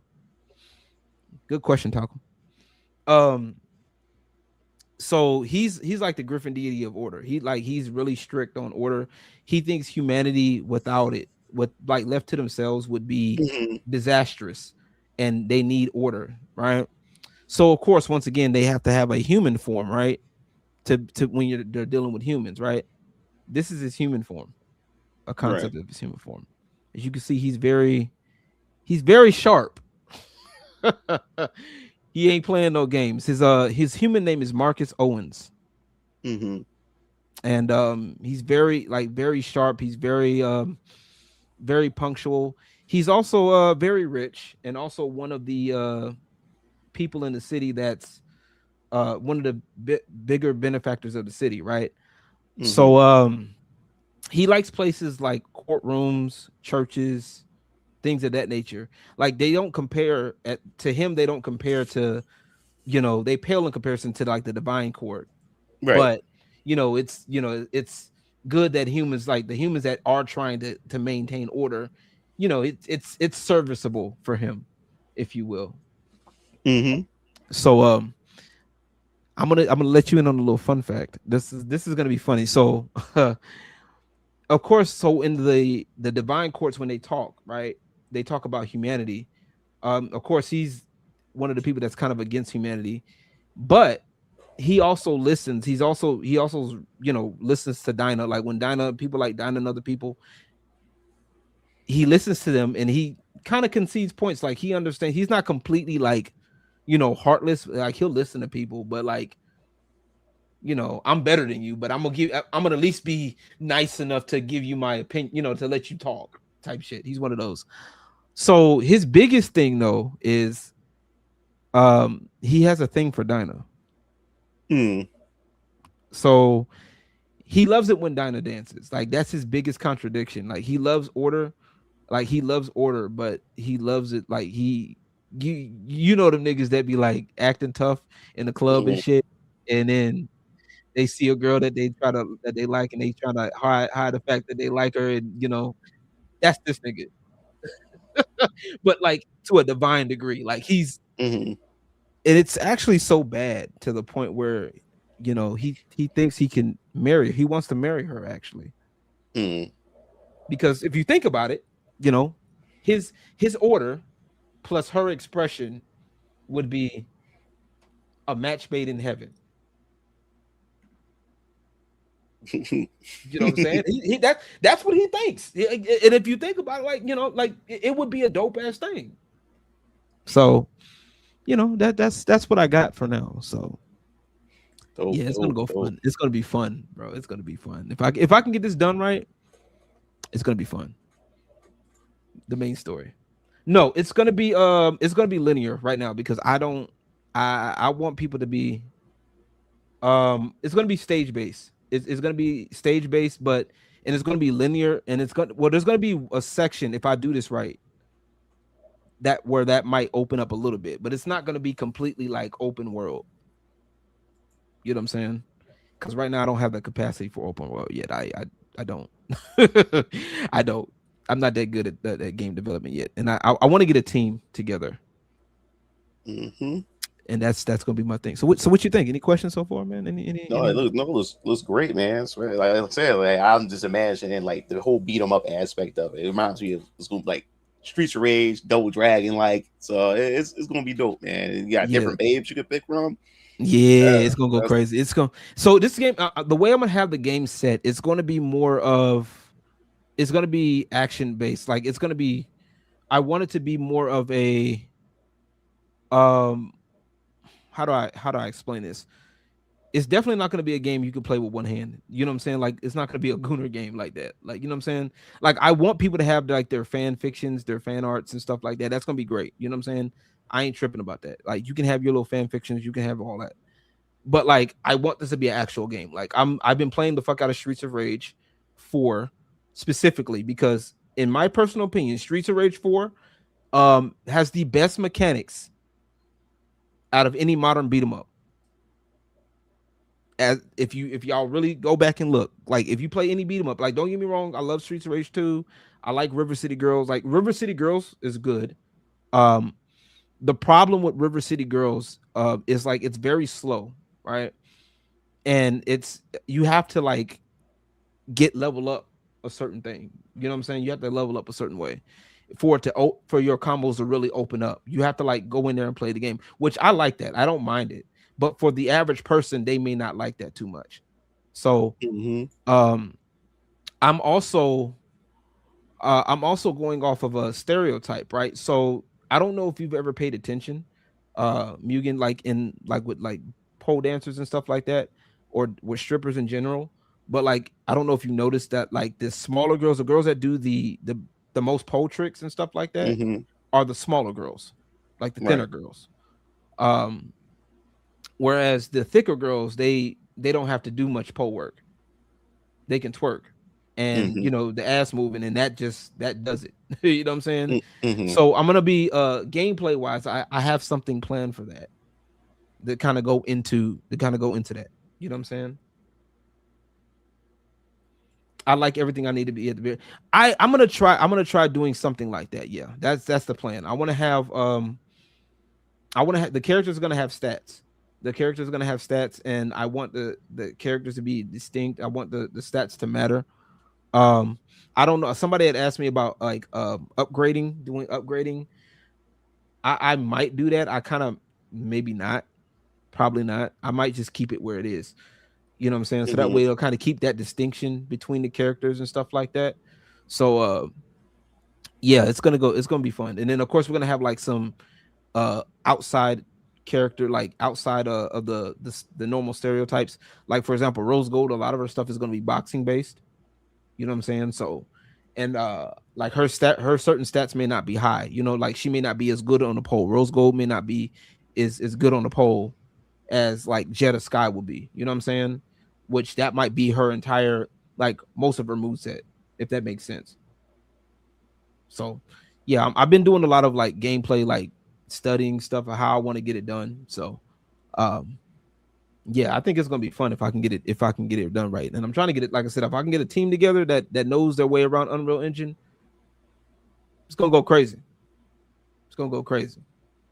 It's gonna be fun. Dope. I can't wait. Mugen, we have to talk. I'm about to tell you like the actual in-depth story stuff, Mugen. I just wanted to like, you know, bother people with that. So yeah. And I'm also working on other stuff too. Like this is gonna be like actual fonts for like, you know how like the arcade characters, like they'll have like different versions of their names and stuff.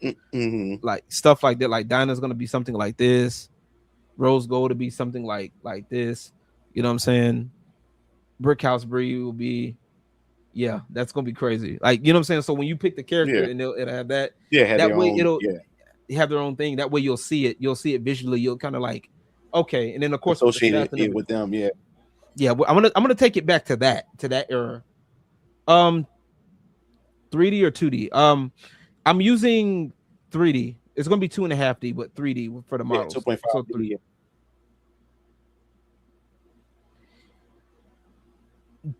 So you know what's crazy? You know what's funny about that? Like honestly, I think a lot of people are not learning how to like use Unreal Engine or this. They're just hopping to like the latest version to kind of like showcase everything. You know what I'm saying? It's like just take the time to optimize your shit. Like, okay, get your stuff in there and then just make it playable. You know what I'm saying? Like you don't need the latest, you don't always need the latest version of the engine. Just use it. And matter of fact, what made me want to get Unreal Engine was because I wanted to mod Stellar Blade. I have a mod for Stellar Blade that I kind of made that I was working on. You know that new outfit that they had for Stellar Blade, the Ocean String. I think that's what it's called. I have no idea. It was a new outfit, the latest one that they had. It was all gray. It was like all gray, but it was done in purpose though. Like they was like, oh, it's for people to mod it. So I'm like, you know what? I'll try it. It was actually easier than I thought. So all I had to do was like it was a texture mod basically. So basically I took the texture, put it in Photoshop, I colored it, you know, painted it, you know, did the brush tool. And then in order for me to upload it back onto the game, I had to download Unreal Engine. And I had to pack it a certain way. So I 4.26, I think I had to, that was Unreal Engine 4.26. That's what Stellar Blade runs on. So wow. Yeah. That's how I know that is because, you know, the mod. So yeah. Right. I had to pack it a certain way. So you have to kind of give it back the same way. So yeah, Unreal Engine is a dope tool though. Like, you know what I'm saying? Like the what's that game called? Fucking Triangle Strategy, Octopath Traveler. That's Unreal Engine. I didn't know that. Yeah, they use like the Paper ZD thing. they use the paper thing. That's they use like the paper thing, but they also do the camera where they have the camera like 3D. They got like the 3D environments and shit, but like the characters are 2D. Yeah, that's that. I think that new Invincible fighting game. Have I decided? Not yet. I'm working on that as we speak. I want to do something. If anything, I probably want to do something like a mixture of Streets of Rage 4 art style mixed with like maybe something mixed with like the 90s Killer Instinct. That blend. The art style plus that'll be dope. Because I wanted somewhat realistic-ish, but I don't want it like too realistic to the point where like, oh my god, look at the pores. look at you can see her eyeball. Like this camera's gonna be zoomed out, so like you're not gonna need all of that. Oh, and yes, there will be jiggle physics. I am gonna say that right now. They're gonna be jiggle physics. Yes. So it's gonna go crazy. You're gonna see Ash jiggling, motherfucking wiggling. It's gonna make the whatchamacallit people mad, the alphabet people mad. Why does he do that? Why did he have that in this game? Does each character have an animal form? No. The only person that has a form, I will say this, in my world specifically, powers will exist, right? So it won't be uncommon for like Dinah to showcase some of her powers, but no, not every character is going to be able to morph like that. The only people that can do that are like people that are of like sub deities or deities, basically. And people, like I said, people will have powers based on, like, say for example, if you like, I have a church in my world, right? So if somebody's like close to a certain god or whatever, they're going to have those type of powers. Does that make sense? Yeah. That's going to be the plan. I don't want to do I don't want to do upgrades. Yeah. I don't want to do like always do upgrades. Like it would be an interesting idea to have maybe like later, but like I think keeping characters distinct, because as gamers, we can optimize the fun out of a game. So I think you're talking about the Unreal. They don't switch, like don't upgrade to the next Unreal. Like that too. Like, stick to that. Disrupt the workflow. Yeah, that's true. And then you got to start all over again. I'm gonna stick to the version I got. But yeah, London has a question. What fighting have I give the main characters? As of right now, let me see. Let me look at my characters. Now, as of right now, technically the only ones that can fight Rose Gold Dynasty and maybe a little bit of Brickhouse Bree. Dinah is probably much going to be more so like I don't know how to explain it, but it's going to have some form of dragon style, because to kind of go with her, who she is, she's a dragon. So I'm going to have something with a dragon style.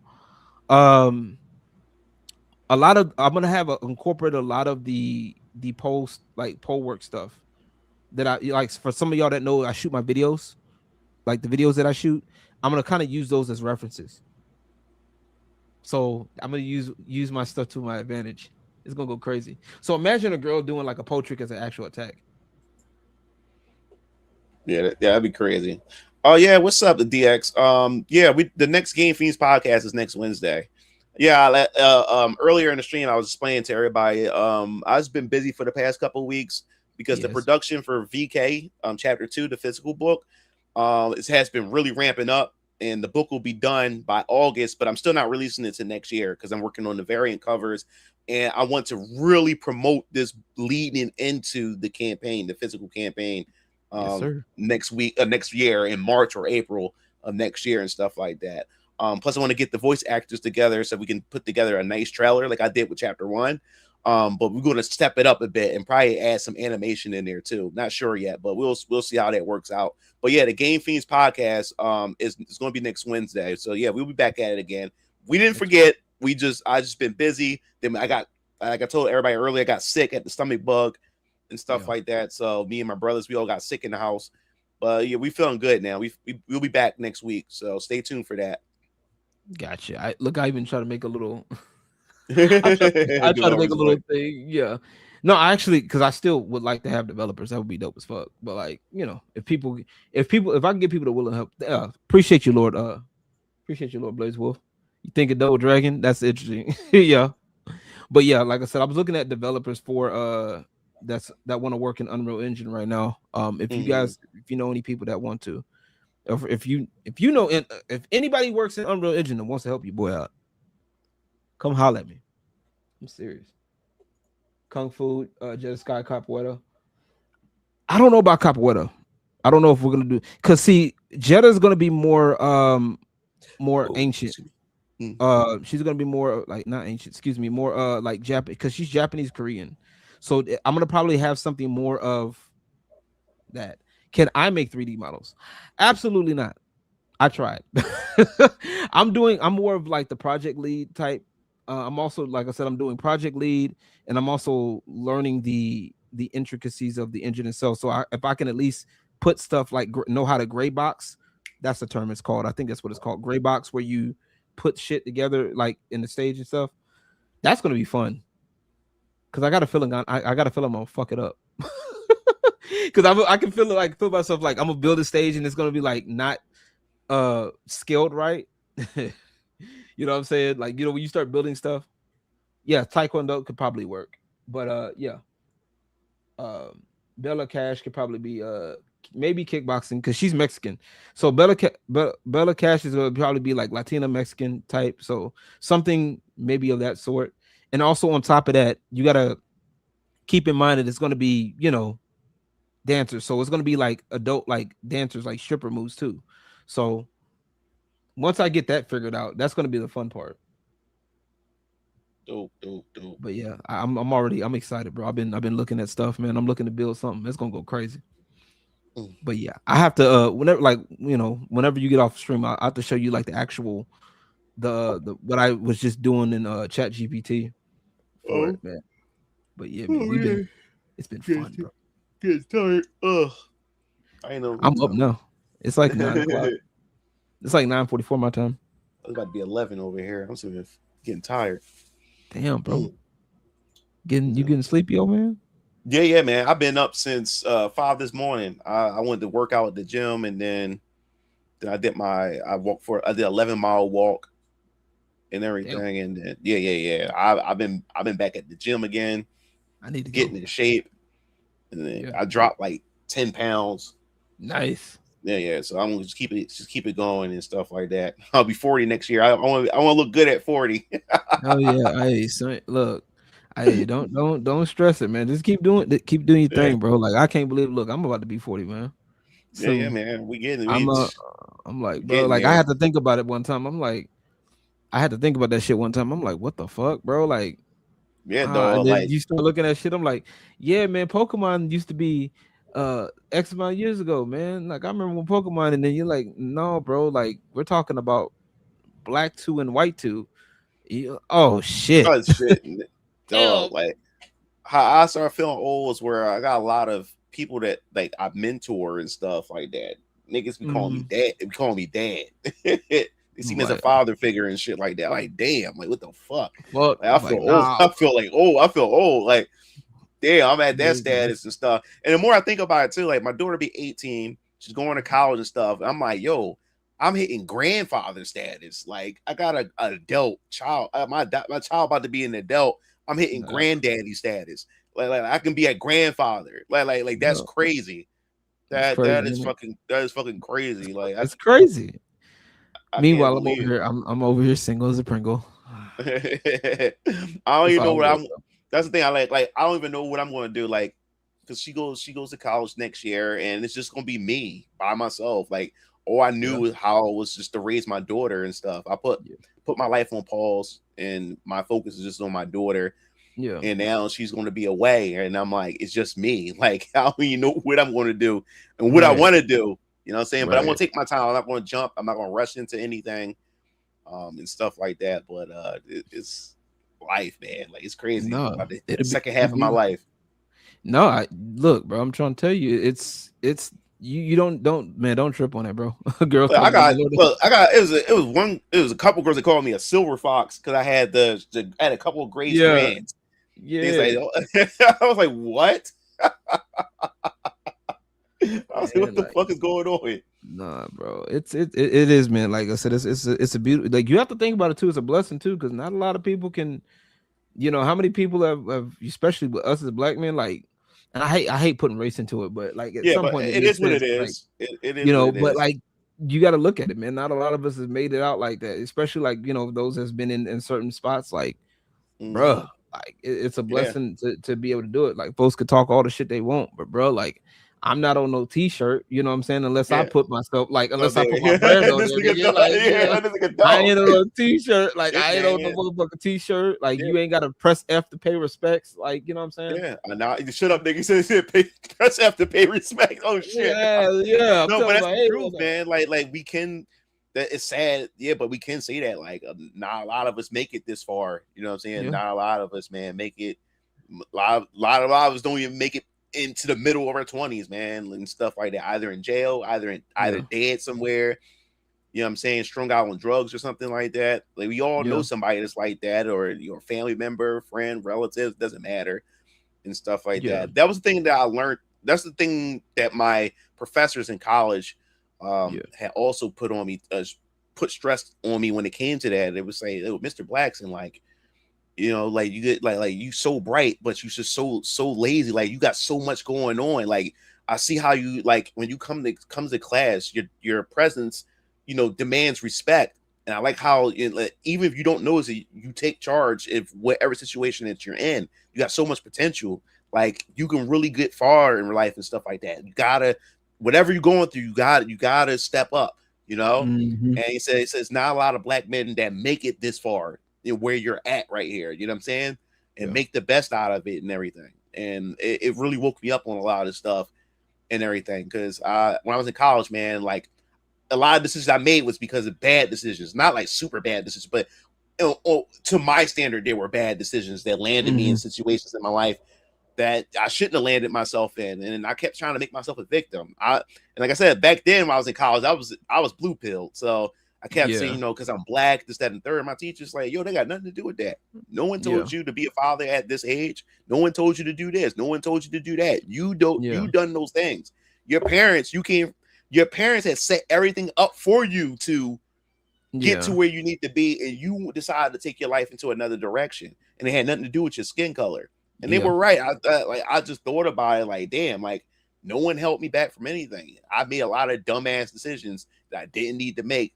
And I had both my parents, you know what I'm saying? And I decided I wanted to take my life over here, So man, like it is what it is,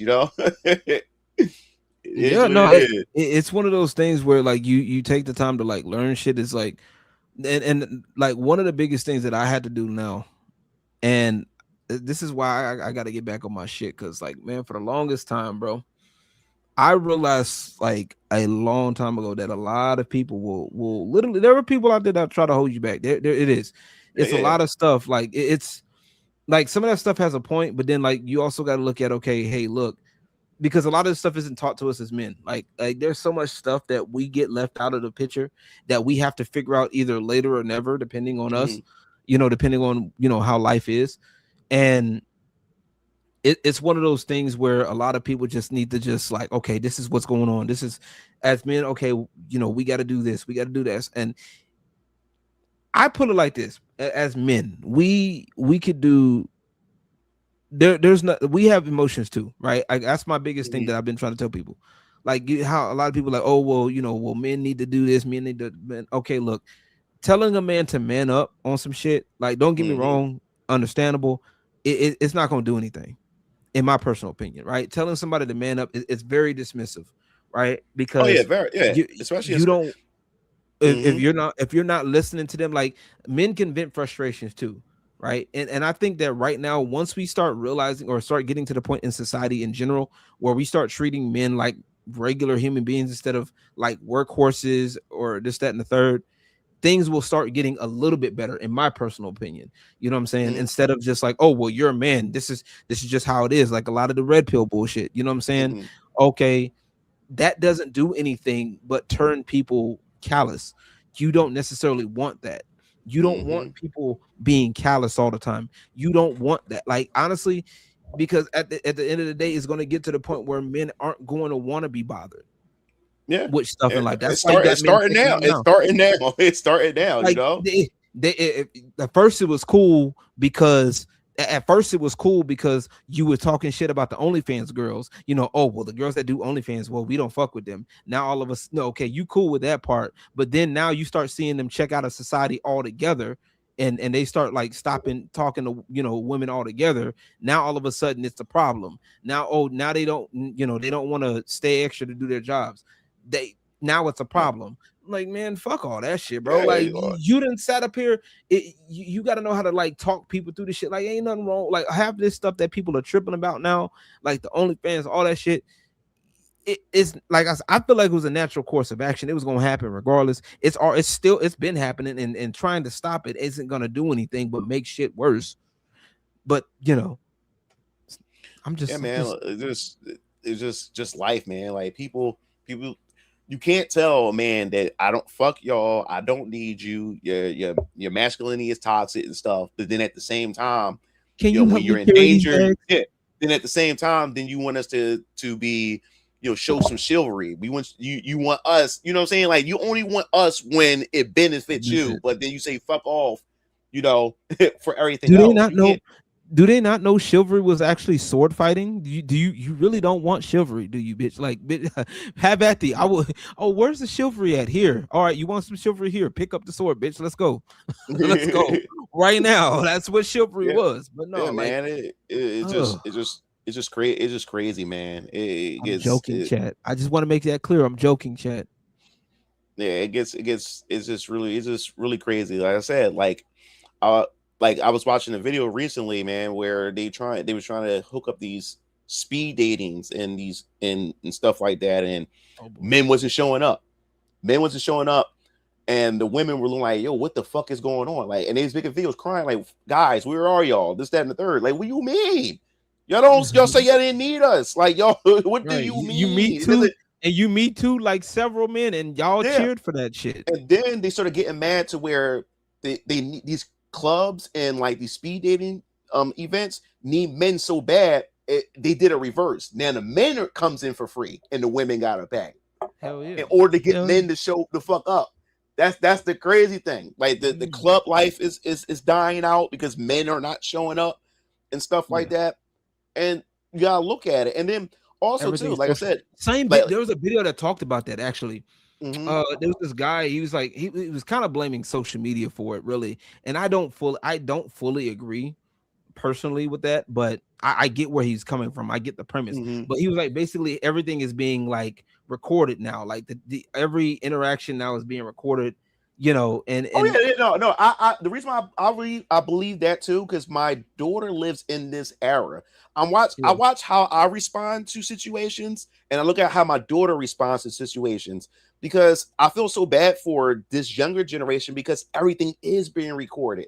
Everybody's tiptoeing, or everybody are afraid to be who they want to be because they're afraid if they say something or act a certain way, it's going to go up on social media. You got a digital footprint. Somebody's going to pull it up. Somebody's going to show it, and people's going to shame you for it. People's going to cancel you for it. So everybody's faking around each other. Everybody can't be themselves and stuff. So that's what's going on. That's what's going on with this younger generation, and it frustrates me because I still try to explain certain things. Like, no, like, you got to do this, that, and third. You're going to stand for this and that, this, that, and the third. And they said, Dad, you don't understand like what I have to go through. You know, being a teenager, or being an adult and stuff. And she's right. I don't understand how she has to navigate because everything is being recorded. Everybody's looking for that next mean moment or how I can embarrass this person on the internet. And that's another reason why, like, why social media is such a bad. It's like a necessary evil at the same time, because you can get some good as far as information is concerned and communicating with people, promoting your business. And stuff talking like to people that. like us, like talking to people, doing stuff like this. But at the same time, social media is also some of the worst things and stuff. So now you got to this point to where, you know, women will rather say, like, fuck this guy over here. yeah, he's a nice guy, but to get some quick validation from the internet, I'm going to embarrass this guy. You know what I'm saying? Just to get some brownie points, put it on TikTok, this, that, and the third. And she may have liked that guy.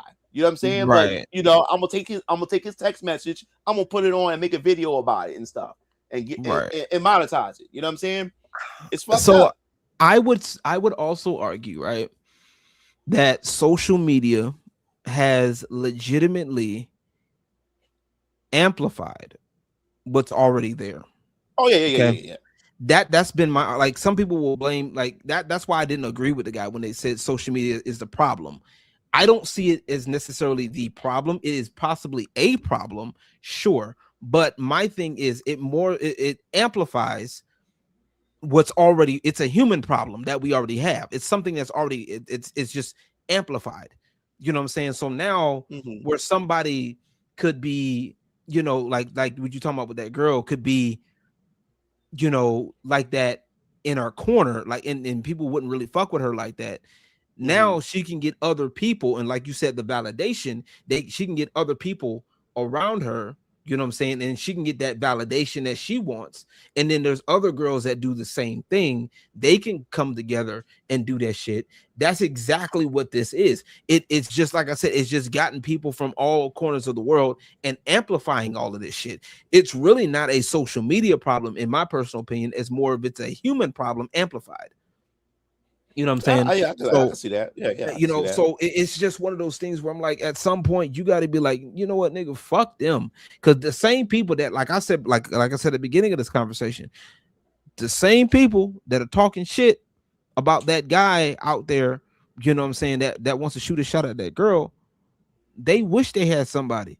You know what I'm saying? Like, and it's even worse, you know, where you got fours thinking that they're tens. You know what I'm saying? That's where the problem's at. The hierarchy has been destroyed. The mating and dating hierarchy has been destroyed. A long time ago when I was growing up, a chick that was a 4, she knew she was a fucking 4. She knew her fucking place. But because of social media, no, I'm telling you the truth. She knew her place. You sound like all you need is a pimp pat and a backhand. Yeah, she knew her place. She knew that she wasn't getting any higher than that. She knew her ranking. You know what I'm saying? But now, because of social media, and you got so many fucking simps, they go in her DM and they'll make a 4 feel like she's an 8. You know what I'm saying? Yeah. And that's where the problem's at, because then what happens is with social media as well, it gave her access to the guys up there, right? And those guys, they're not going to really be in a relationship with her, but they'll fuck her and use her. But since she already tasted him, she think that's where her level's at because she got a taste of him. So now she's not going. That's anything below what she tastes. That's lowering her standards, which is stupid on her part. Which is stupid on her part because if you think about it, right? Because like this is like, I think we kind of talked about this before a while back, where like they'll get that one little good moment, like a dancer, for example, will get that one little good moment, and she thinks her prices go up. And it's like, no, your prices don't go up because of that one moment. It goes up. Your price may go up because the demand goes up. The demand goes up. You know what I'm saying? If people start, the more you start, you know, the more like people start wanting to buy a product, then the price may have to go up to reflect that. You know what I'm saying? So it's the same concept here. And it's like, that level of attention, you get a little bit of attention from, just because you get attention from that high value guy, right? It doesn't mean that your whole value goes up. And then that's where a lot of girls crash and burn, because you know, they put their price up so high, and the guys are looking at you like what the fuck are you talking about? Like, you know what I'm saying? Like, and no, like, nah, bro, like, come on, bro. Like, it ain't, like I said, to me, it just amplifies it, you know, it just amplifies the problem. It's just people need to understand, okay, what can I work on? You know, and also too, the other problem is the playbook between men and women are two totally different things. That's the other problem. If the women change their playbook, and this is going to sound like victim blaming, but I promise you it's not. If the women change their playbook on how they operate with men, then you'll get a lot better results. Women control the dynamic, the dating dynamic. They control the field. They control how it works. Men just adapt to however they change the game to. Men, we adapt.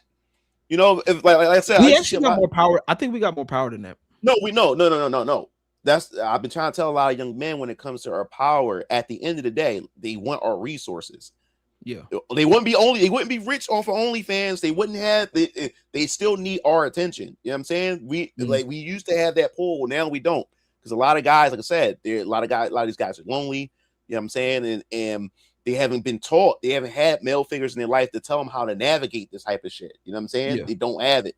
So they walk in there, they have no game. And then they would say, like I said, now we have this situation to where the juice ain't worth the squeeze. Like, do I want to shoot my shot and risk going to jail? Going to jail and shit like that? Like it's really crazy out there. You know what I'm saying? And the thing is, I'm not speaking for me, because like as far as my luck with women, I don't have bad luck with women, but I'm just talking about a lot of the young men around me that I talk to, and I've witnessed and stuff like that. But I understand. I understand what they're going through, and stuff like that. And it's couples that I do know, I tell them like, yo, whatever problems y'all have today, work that shit out, because there's nothing the fuck out here for y'all. Yeah, like y'all think I'm single again, I'm going back out there. There's nothing out here for y'all. Whatever y'all going through, work that shit out. Work it out. You know what I'm saying? Work that shit out. Because there's nothing out here. Y'all think y'all missing something out here. There's nothing out here. Especially a lot of these older women divorcing their husbands and shit, thinking they're going to be living how Stella got her groove back. You know, going out there. Then they go out there, they getting ran through and shit. And they say, damn, I should have stayed with my fucking husband, because at least I knew he loved me and shit. You know what I'm saying? Like, it's crazy out there. It is fucking crazy. I can't do it, man. Like Stella Group, man. You know you telling your age with that one, boy.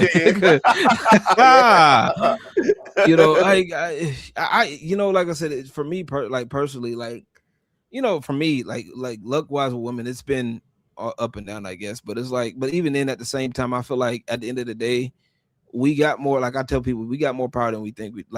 When we think we do, you know what I'm saying? No, we do. At the end of the day, you as a man, we gotta say, okay, look, like I said, I don't mind. Like I hate when guys like try to do the controlling thing.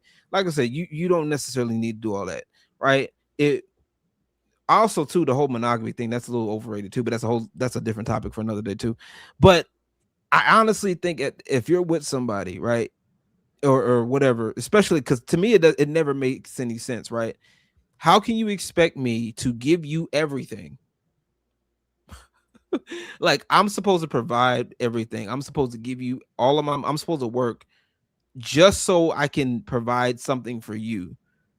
And then I can't say what to do, what you need to do in my own house. I'm supposed to have everything in my name to give to you, but I can't tell you how I need. But like, that don't make no sense. Good. Like, So if you have the responsibility with no authority. You have no authority. You have responsibility, but no authority. That's nobody crazy. wants to, like, you're not about to know. You're not about to sit up here and tell me I need to do X, Y, and Z when like my own mother don't even do all that. Like it ain't even that bad with my own mom. Like, absolutely not. You're not about to sit up here and tell me that I gotta sit up here and protect and provide for you, so you can sit up here and just move in. You're gonna be a part of you know what's that saying they be saying now? Nobody's bigger than the program. You're not gonna be bigger than my program. You're not over here. I got stuff at work. Mm-hmm. You know what I'm saying? Like, you on my program. You on my program, my timing. Whenever, like, you don't like the fact that, oh well, you talk to so and so, you talk to all these girls. I work with them. Duh. What do you expect me to do? Yeah, but like I said, but like see in your situation it's like this. Like if she knows what you do, and she decides to be with you, then she needs to accept that. Like you can't, if you mess with a nigga who goes to a strip club with a bunch of bitches around shaking asses and stuff, why are you gonna get mad? You know that's his profession. You know that he does that. If you don't like that, then why are you going to get engaged into a relationship or trying to build a relationship with a guy that has a profession like that? You can't do that. That's why I tell, even the other way around. Yeah. Like, if a chick is doing OnlyFans, you know that, and you don't like that or whatever like that, then don't get involved with her. Don't agree and say, yeah, I'm okay with it. then get with her and then tell her, And you're then you like, feel some nah, type I'm of not way that okay she's with that. doing it. No, you can't do that shit. Like this, like no, you got stand your ground, have your boundaries, have your morals and stuff like that. If you don't want to fuck with people like that, then don't fuck with people like that. Most people ain't, like, that's the thing. Most people ain't got morals, and like the same people that will talk shit about girls that do OnlyFans or sex workers or whatever are the same ones that will, what's the word I'm looking for? That will sit up here and, oh, Sydney Sweeney's hot, or this person is hot, Nicki Minaj, I like her, or I like Beyonce, da da da da. Or I like these whatever female. Like you're over here, you know, like especially church folks. Church folks, I can't stand them niggas. Sometimes they be doing that stupid shit. You know, they want, oh well, you got to be modest, and I want my the men. I want my girl modest. Like, boy, bye. Like you want your girl modest, but you over here looking at other girls that ain't modest. Like, boy, bye. Like you over here tripping over ankles, nigga. You get your dumb ass on, nigga. Like, go get your prudish ass. Go. I mean, ain't nothing wrong with being a prude. If you're gonna be a prude, but just don't be a prude around me. Go. Don't lie about it either. Stop acting like you don't be sitting up there. You see that? Look, you see a girl with a, you know, with a nice little ass, and you know, she got an outfit on that looks real good to you.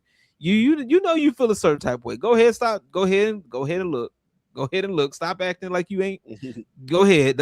Well, man, I don't want other guys to be looking at that. Well, you was looking at it. That's how I got your attention. Fucking stupid. Thank you, Emerald. Thank you. Exactly. You over here making people. You over here building haters up. That's crazy. That's what I said. Like. Yeah, that's why I don't understand these chicks. Like, you know, this nigga's a drug dealer. You know, this nigga's a fucking criminal. Why are you getting mad that, you know, that this dude is a fucking bum? Why are you mad that this dude is doing what he does? Like, you know what he does. Like, why are you involved with him? Like, you know this shit. Right. But you know, if he changes, it's because he wants to. Yeah. And yes, and even when he changes, and that's the crazy part too, when you think about it. Even when he changes, he's got difficulties, right? Because he's used to getting it out the mud. He's used to going in there, hustling, and coming back. You know what I'm saying? Hell, in my personal opinion, in my case, I wouldn't mind dating a stripper, because guess what? If our stuff is short, hey, baby, let's go pick up some extra. She's gonna pick up extra shift at her job. I'm gonna pick up some extra shift. We put our money together. We good. You know what I'm saying? Some regular girl gonna be like, I don't know what to do. I don't know what we can do. Bitch, if you don't get online and start selling those pretty feet pictures, get your ass. I know you can go want the few pictures right now. Yeah, I mean, that's how people want to ride, man. Look, it ain't none of my business.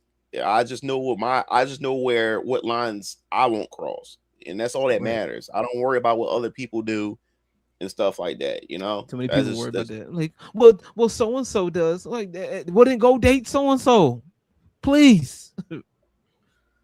Yeah, man. Yeah, but you know, I like being by myself. I get to wake up when I want.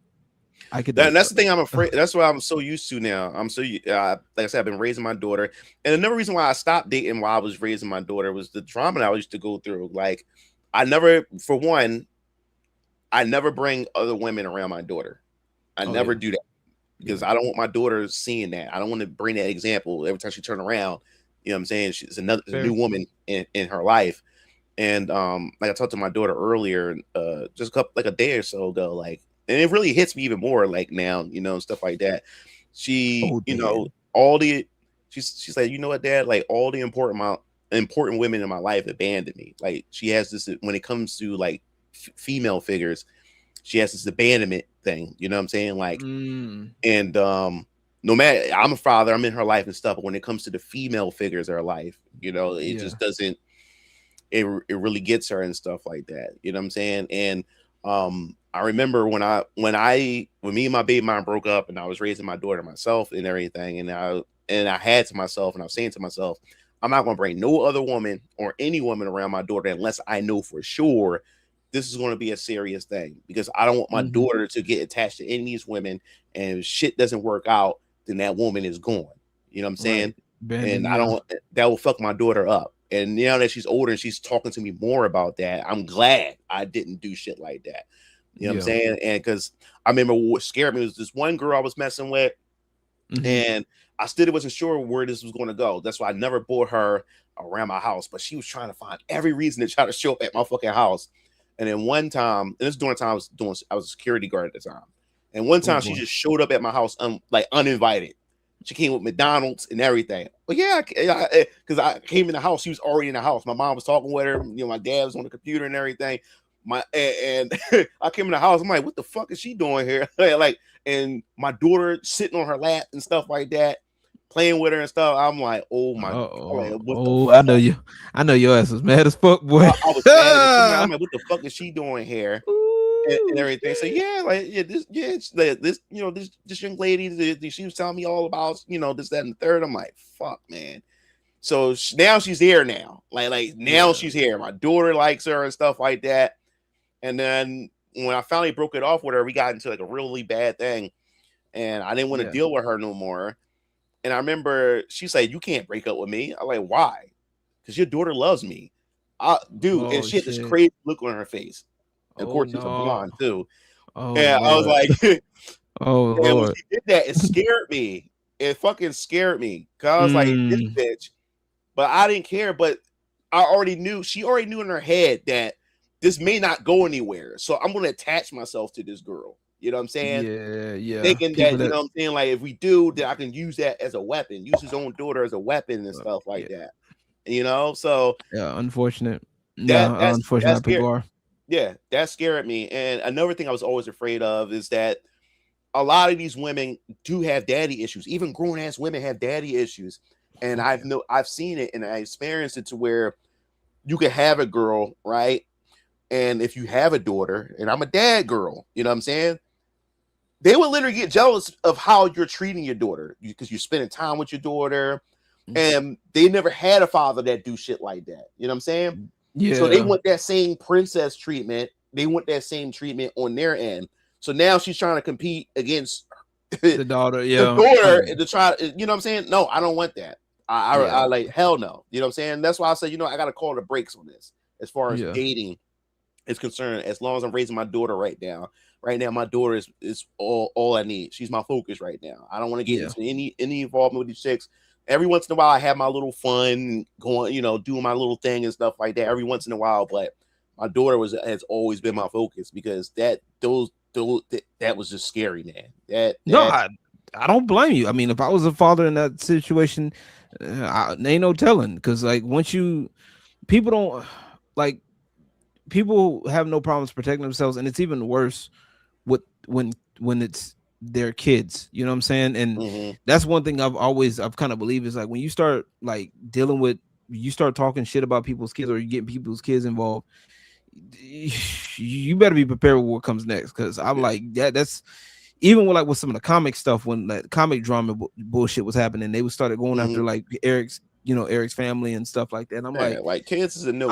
Like, yo, bro, you can't be fucking with people's kids like that, bro. Like, okay, or, your jokes, whatever. Okay, but when you start doing taking it way too far, okay, bro.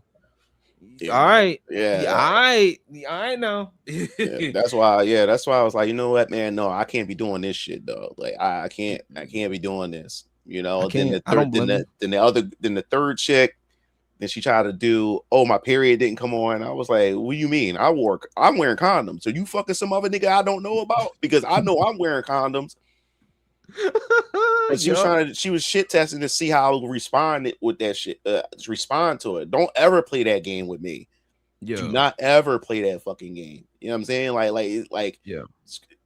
No, man, I don't got time for that. Like, I'm too grown for that shit. Like, what are we doing here? That part. No, that's not totally understandable. That's totally understandable. You can't be playing no games. Sometimes you just got to turn that shit off. Like, I'm good. Yeah, man. It's going to feel bad afterwards. But no, like I said, no, you've done, like, honestly, like, you've done a lot, man. And one of those things is like you just gotta, be proud of yourself for what you've done so far, bro. Like that's a thing, bro. And that's one of the things like I try to tell people, like, even with people that are in that situation where like they don't feel like they feel like it's not, like you don't want to doom pill. Like I guess that's the Mhm. word. I don't. That's not the proper term I'm looking for. But that's the thing Yeah, that that's, comes to my that's, head. no, that's what you mean. You can't be like a doomer about it. Like, okay, well, I've never, you know what I'm saying? Like, I ain't gonna lie, like I've had those thoughts, but at some point you just gotta like, you know what, fuck it. Yeah. That's what I'm trying to tell a lot of these young men too. Like, man, like, don't ever say like you're going to be alone and stuff like that. You know, there is some hope out there. There's going to be a woman that you'll meet one day that's on your level or what you're looking for. That's going to respect you. You respect her. She respects you back and stuff like that. It's somebody out there. You know what I'm saying? But you know, don't rush as it, a side note, right? As a thing that because I've noticed, you ever notice how that goes back to the unfairness, right? How we're taught that we have to like, you know how women be like, oh, I don't want to settle, right? I feel like if anybody is settling, it's mostly the men. Yeah. And I say this, and I say this from an objective standpoint because it's like, you know, we're told that we can't want what we, you know, there's certain things that we may like, you know, there's certain things that we look for, certain things that we're attracted to potentially, you know what I'm saying? And it's crazy how like for certain men that we have to, if we're not of a certain status or a look, we have to tone it down. We got to be stuck with somebody that, you know, certain things that, okay, say somebody has a list of 20 things that they may like or they may want. Okay. The men got to settle with maybe 2 or 3. You know what I'm saying? And literally 2 or 3, not knock off. You know, men will, you know, make compromises when they need to, of course.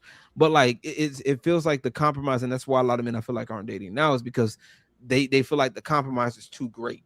You get what I'm saying? No, I get what you're like, saying. Yeah. The compromise is like it's like they wouldn't mind compromising like, you know, a 10 for a 6. You know what I'm saying? Like the 10 is stupid as fuck. You know, the 10 is not really receptive of them. The 10 don't really like them. Like, you know, ain't really respectful of them. Whereas the 6 is pretty much that. You know what I'm saying?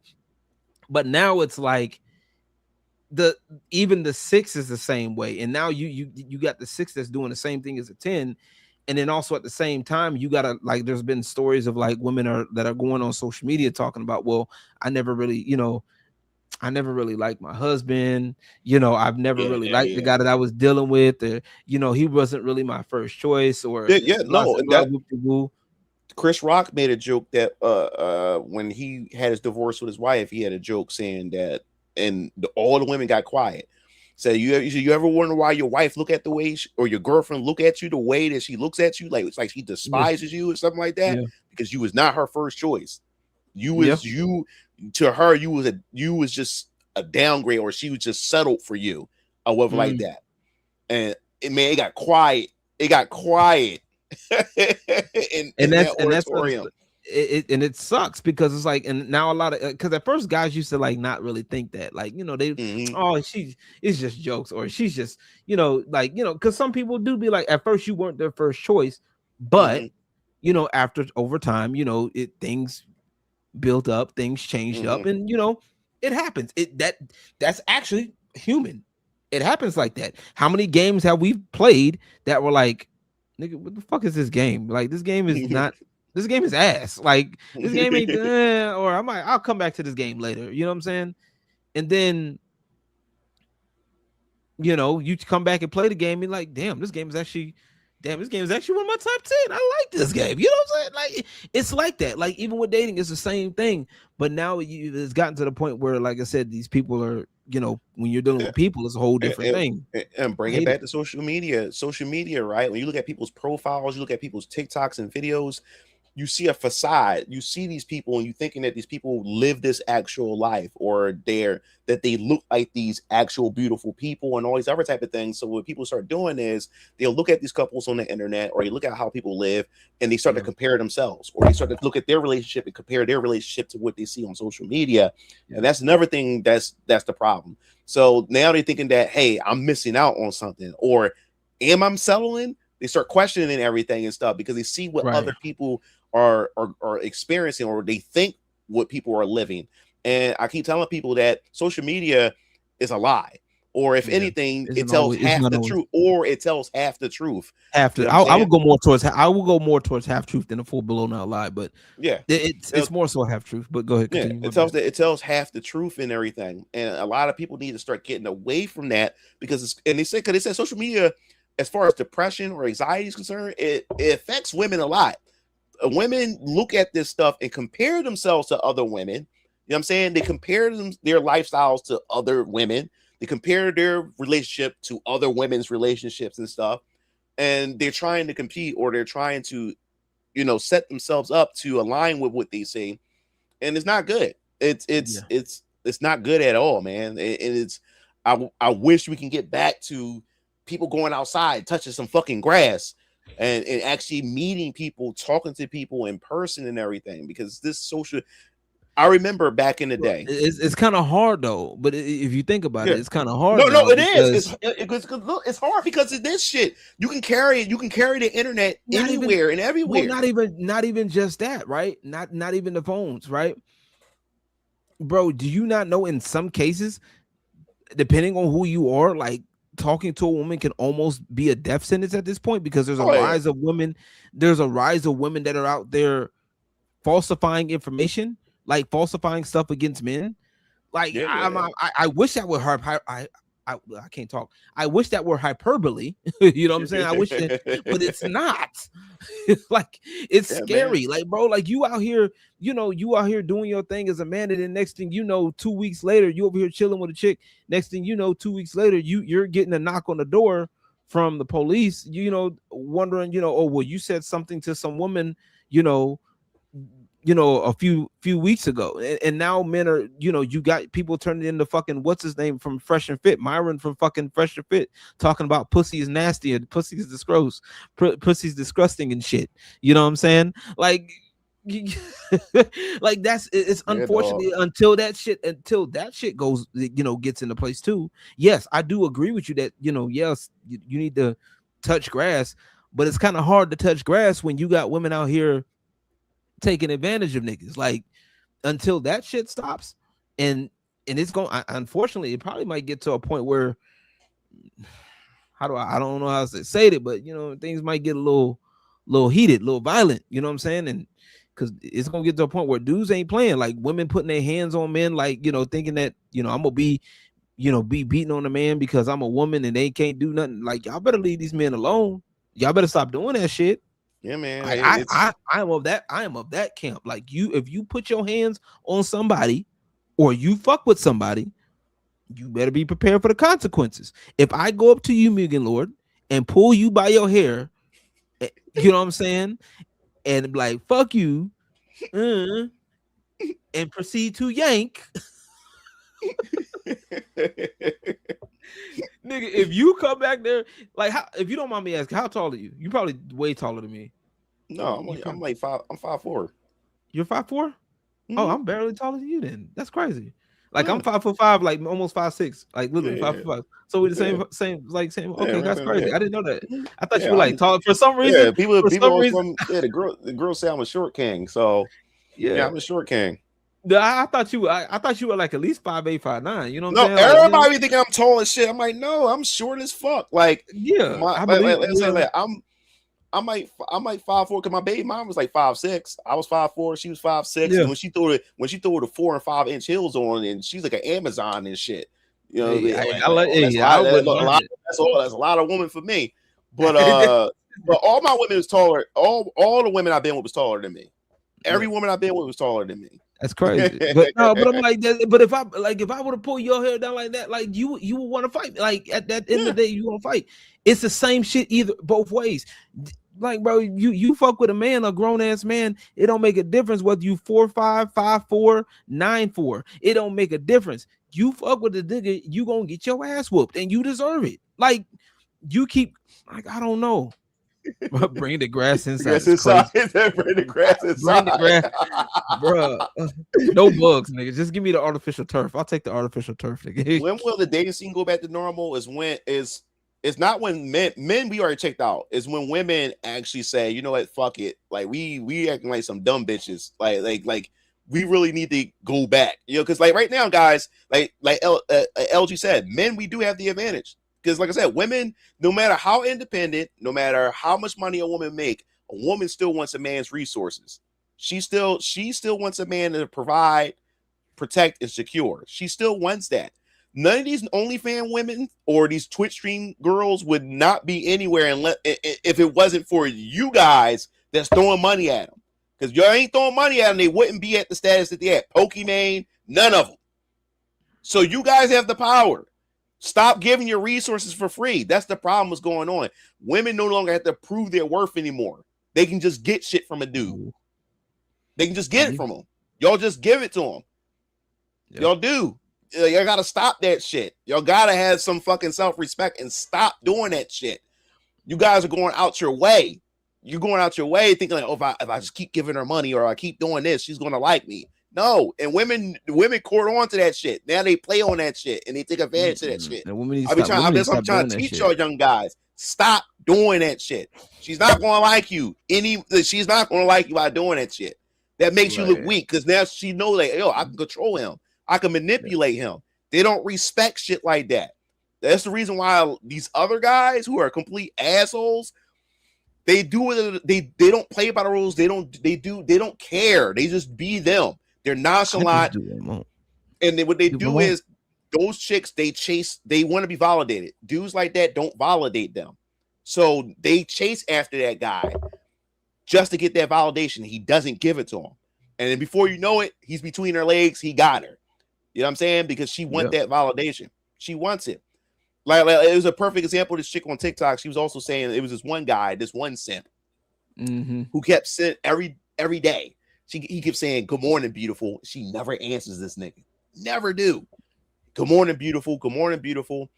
And then she said one day she got frustrated because she said one day she said, I never liked the guy. Like I don't care, this, that, and the other. But he kept sending it and she ignored him. But one day the text messages stopped coming. Now she got to the point where she got used to hearing this guy calling her beautiful, even though she don't want him. Now she feels some type of way. Now she's starting to say, yo, I'm starting to feel like I'm ugly now because he's not calling me beautiful. I'm not getting the text messages no more. And guess what she started doing? Now she's going on his social media, wondering what the fuck is he doing? What is he up to? Why is he so distracted to the point that he's no longer calling me beautiful? And now she's checking the messages. She's checking if he's talking to another girl. And yeah, he ended up being with a girl that actually gave him a chance. And she felt some type of way about that. But you don't want him. But now imagine an asshole. An asshole does that. Like he purposely does it. Like he pretends she doesn't exist. He does. He deprives her from that validation. And she wants it so bad because all the other guys call her beautiful, but said, I don't care about those guys. I want this guy to call me beautiful. So now she's chasing after that dude. And before you know it, he got her. Everybody just chasing after something they ain't getting. That's crazy. Yeah, that's how they do it. It's unfortunate. But you know what? Like me personally, I do like a little bit of a balance, right? So like I tell people at the end of the day, right? If you are in my presence personally, first off, I'm gonna say happy birthday to Go back.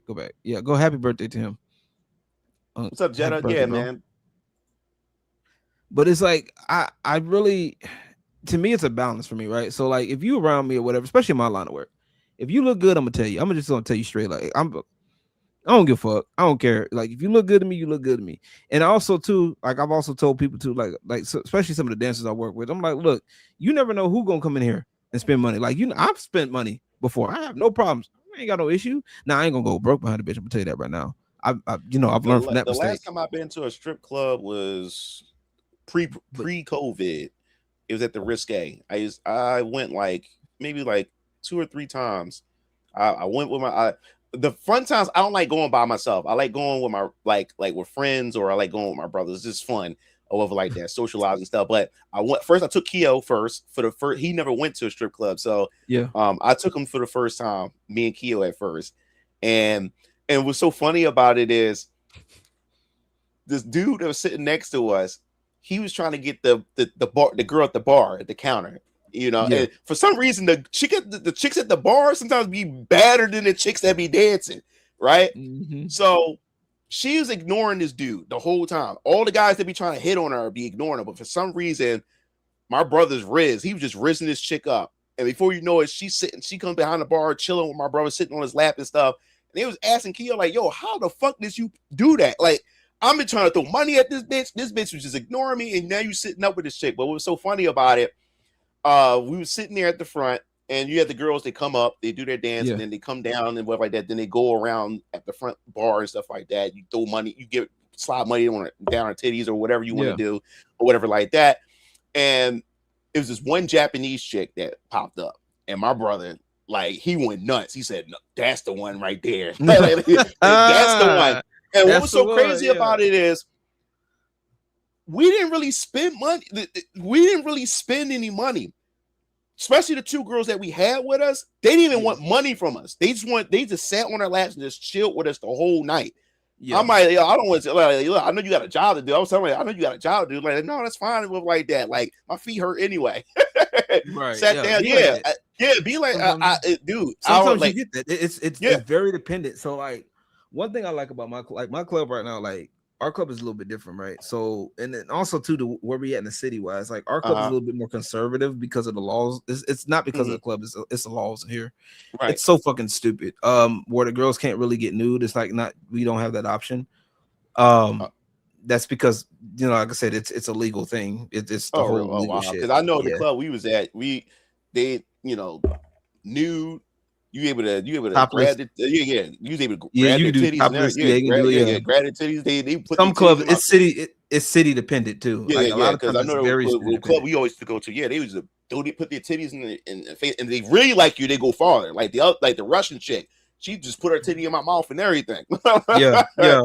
They got like pasty. They have like the paint. No, they ain't had pasties. Yeah, where we at? No pasties. Yeah. It's crazy because if you go up to Austin, we got new clubs up in Austin, but it's like I said, that's why I said it's city dependent. Mm-hmm. And like the way our club is, it's pretty dope though. Like we got like 3 stages, and then we got like a VIP.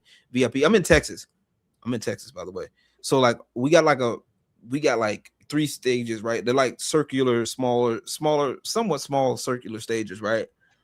And like our club, because some clubs got sections, like sectionals and stuff like that. Like we have sections, but like it's like a mixture, like a hybrid. But like you can sit in the table. Like on the weekend though, you're paying to sit down because we get a lot of people in. So first come first serve type shit. So you can also get like dances like on the floor too. Like, so if you see a girl like you that's walking by or whatever, and you like her and shit, you can pull her, like you can respectfully like, hey baby, what's your name? Or y'all can sit down and talk or whatever, and then you can have her start dancing, and you can start throwing money that way, or like I've seen people like just go like now just take wads of money, like that's why I only been to one underground. I only been to one underground one. We call them hole in the walls. Like them, like they be in the neighborhood. Yeah. So I've been to one hole in the wall, and when I say that shit was wild, that shit was wild. It was one of those type of strip clubs to where if one of my cousin took me. This is before I went to college. He said, "Yo, we're gonna make you a man tonight." Like I know this spot. My homie got this spot. We're gonna take you to it. So it was me and my friends and then my cousin and stuff. So it was one of those places to where it got the fucking metal door and got the window. Like, yo, who is it? Yo.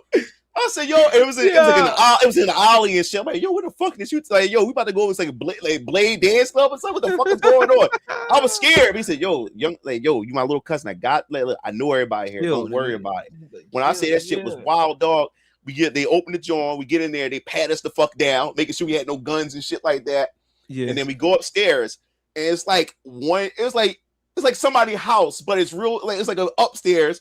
And you had these 2 dance poles, and it's just and you had the DJ booth in the corner and stuff. Let me tell you how wild it was. It was so wild to the point I was sitting there, right? And you had the one guy come up on the stage. He's like, "Yo, like, who's trying to get their dick sucked?"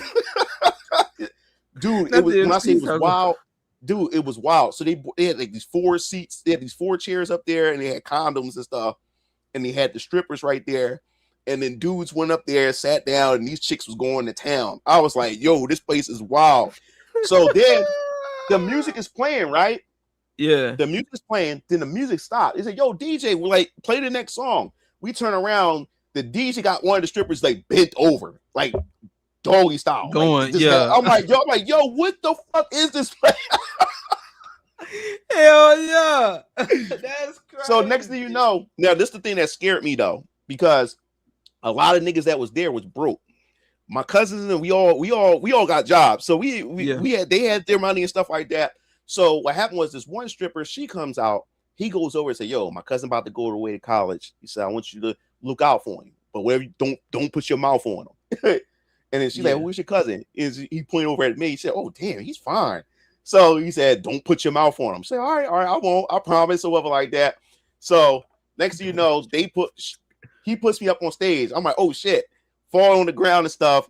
And then she literally pulled my belt off, pulled my pants down while I had my boxers on, and she, dry humping me and stuff like that. And sweat from her face pouring all over me and stuff. And while this is going on, my cousin's just throwing money. Throwing bills. So next thing you know, my other cousin like, tap my other cousin like, yo, chill the fuck out.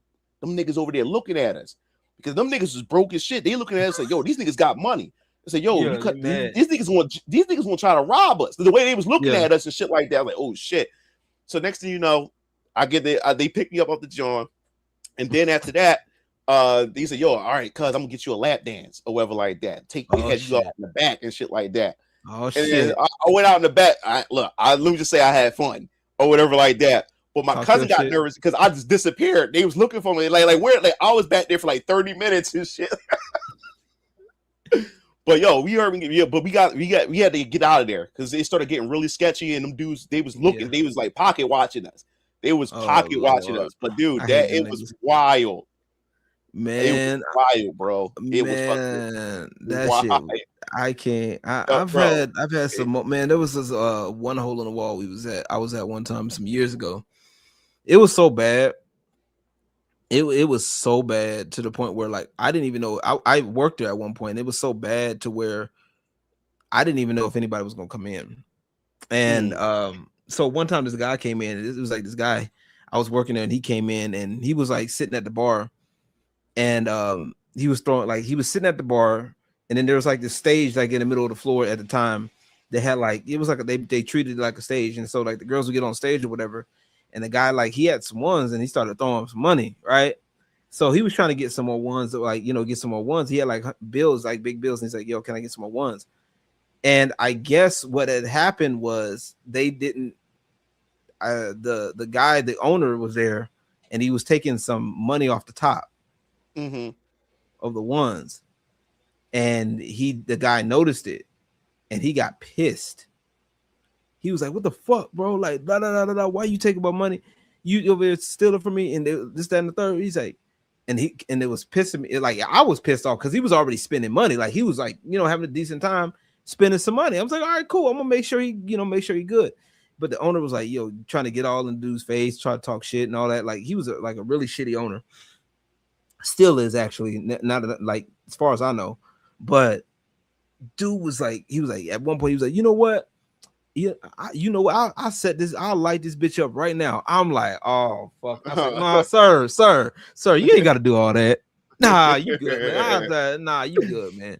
Nah, because you're not about to sit up here and get me all fucked up because the owner wanted to be a dick, man. And it was just the owner was like, he was just bad, like the worst possible example, man. It was just like, trying to like do too much, trying to like.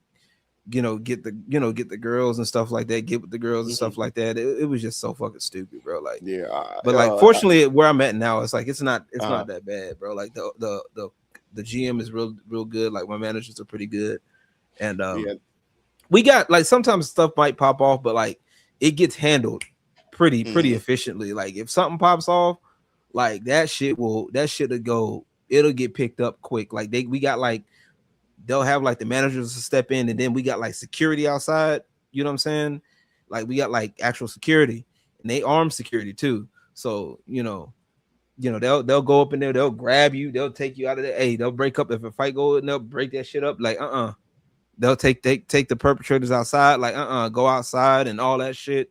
They'll be like, nope, we not have like they'll take that shit off. Like I just hate when it happens like late in the night, but but like there was one time where something happened like about a few months ago, and I guess it was like some shit had popped off or whatever.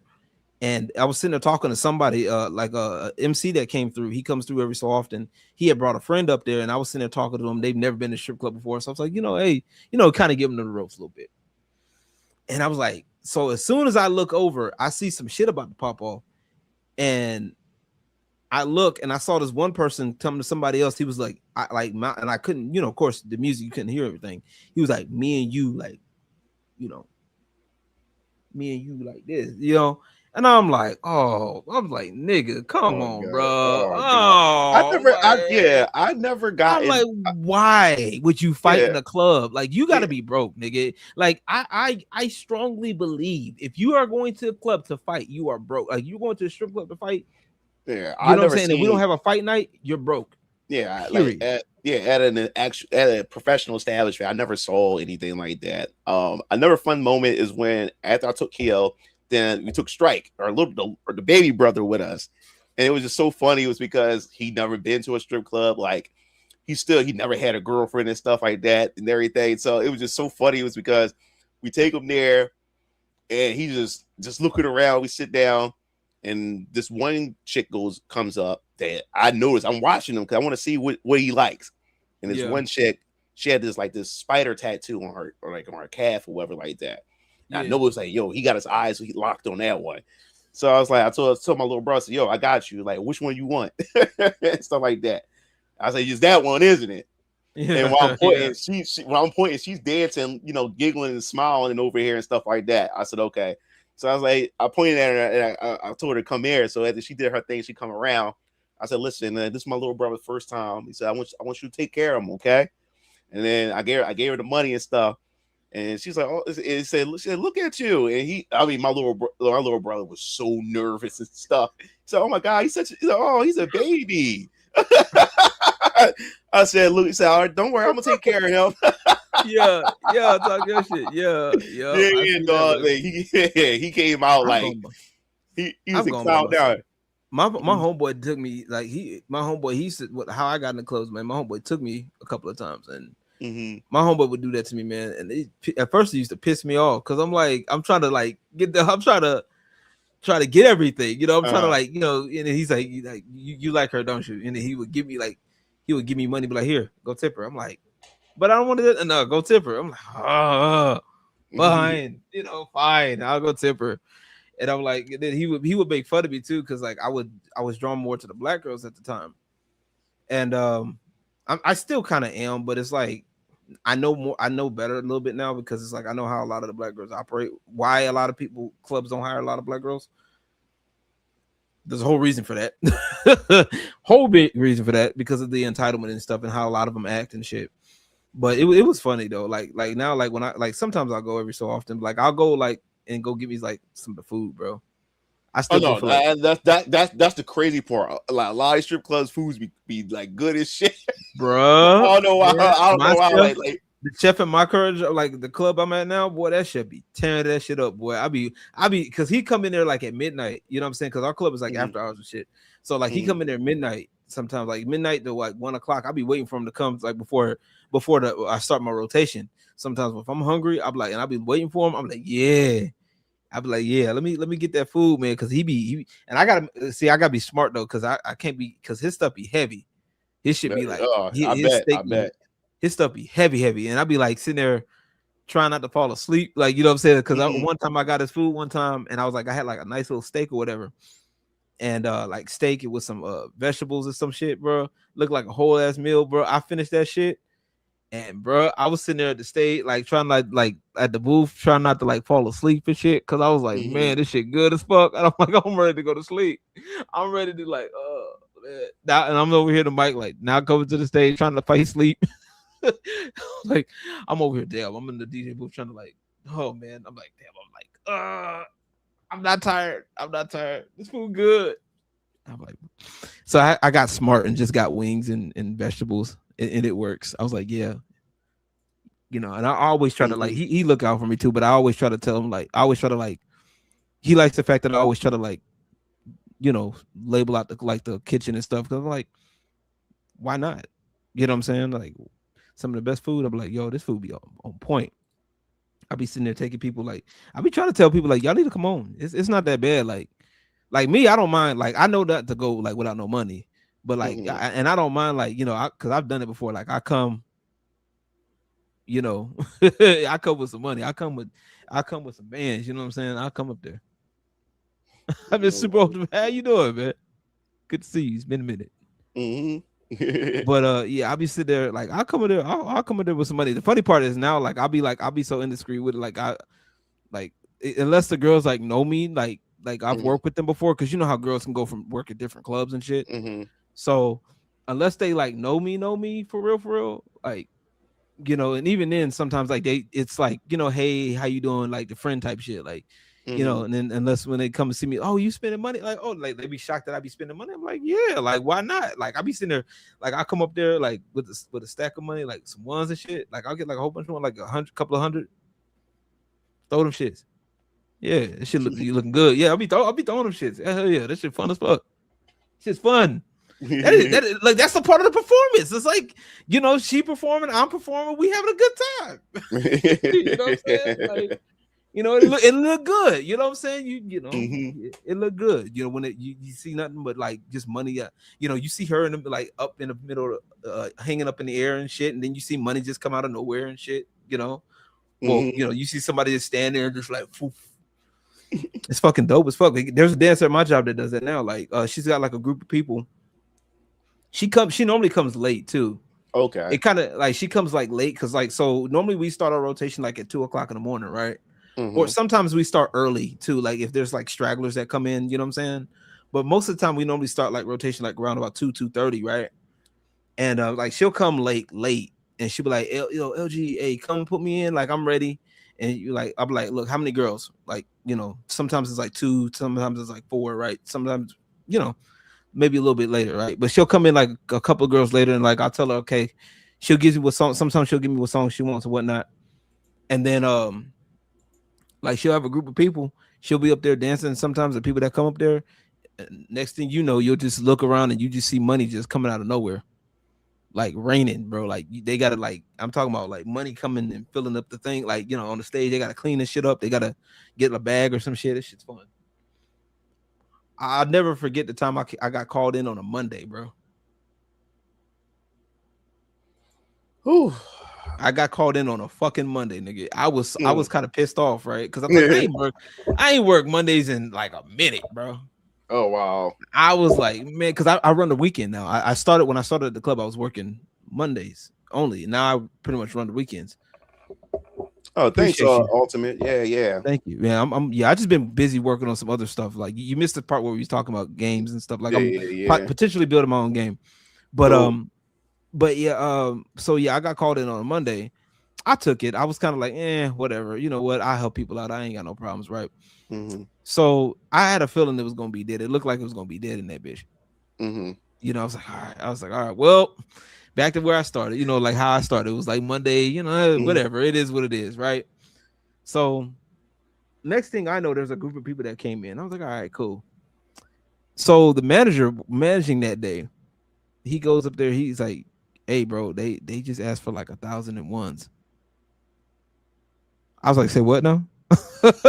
So they started throwing buddy. So like I started playing, like I was playing like some light stuff, like light little party stuff that I get the party going, because I still try to keep the party up there, you know what I'm saying? So but when he told me they had like 1,001s, and I saw him, and like the dude had like stack of money going straight, like, and they go into like the office and stuff, you know what I'm saying, going to the office, and then like he comes out with some money, and I'm like, oh.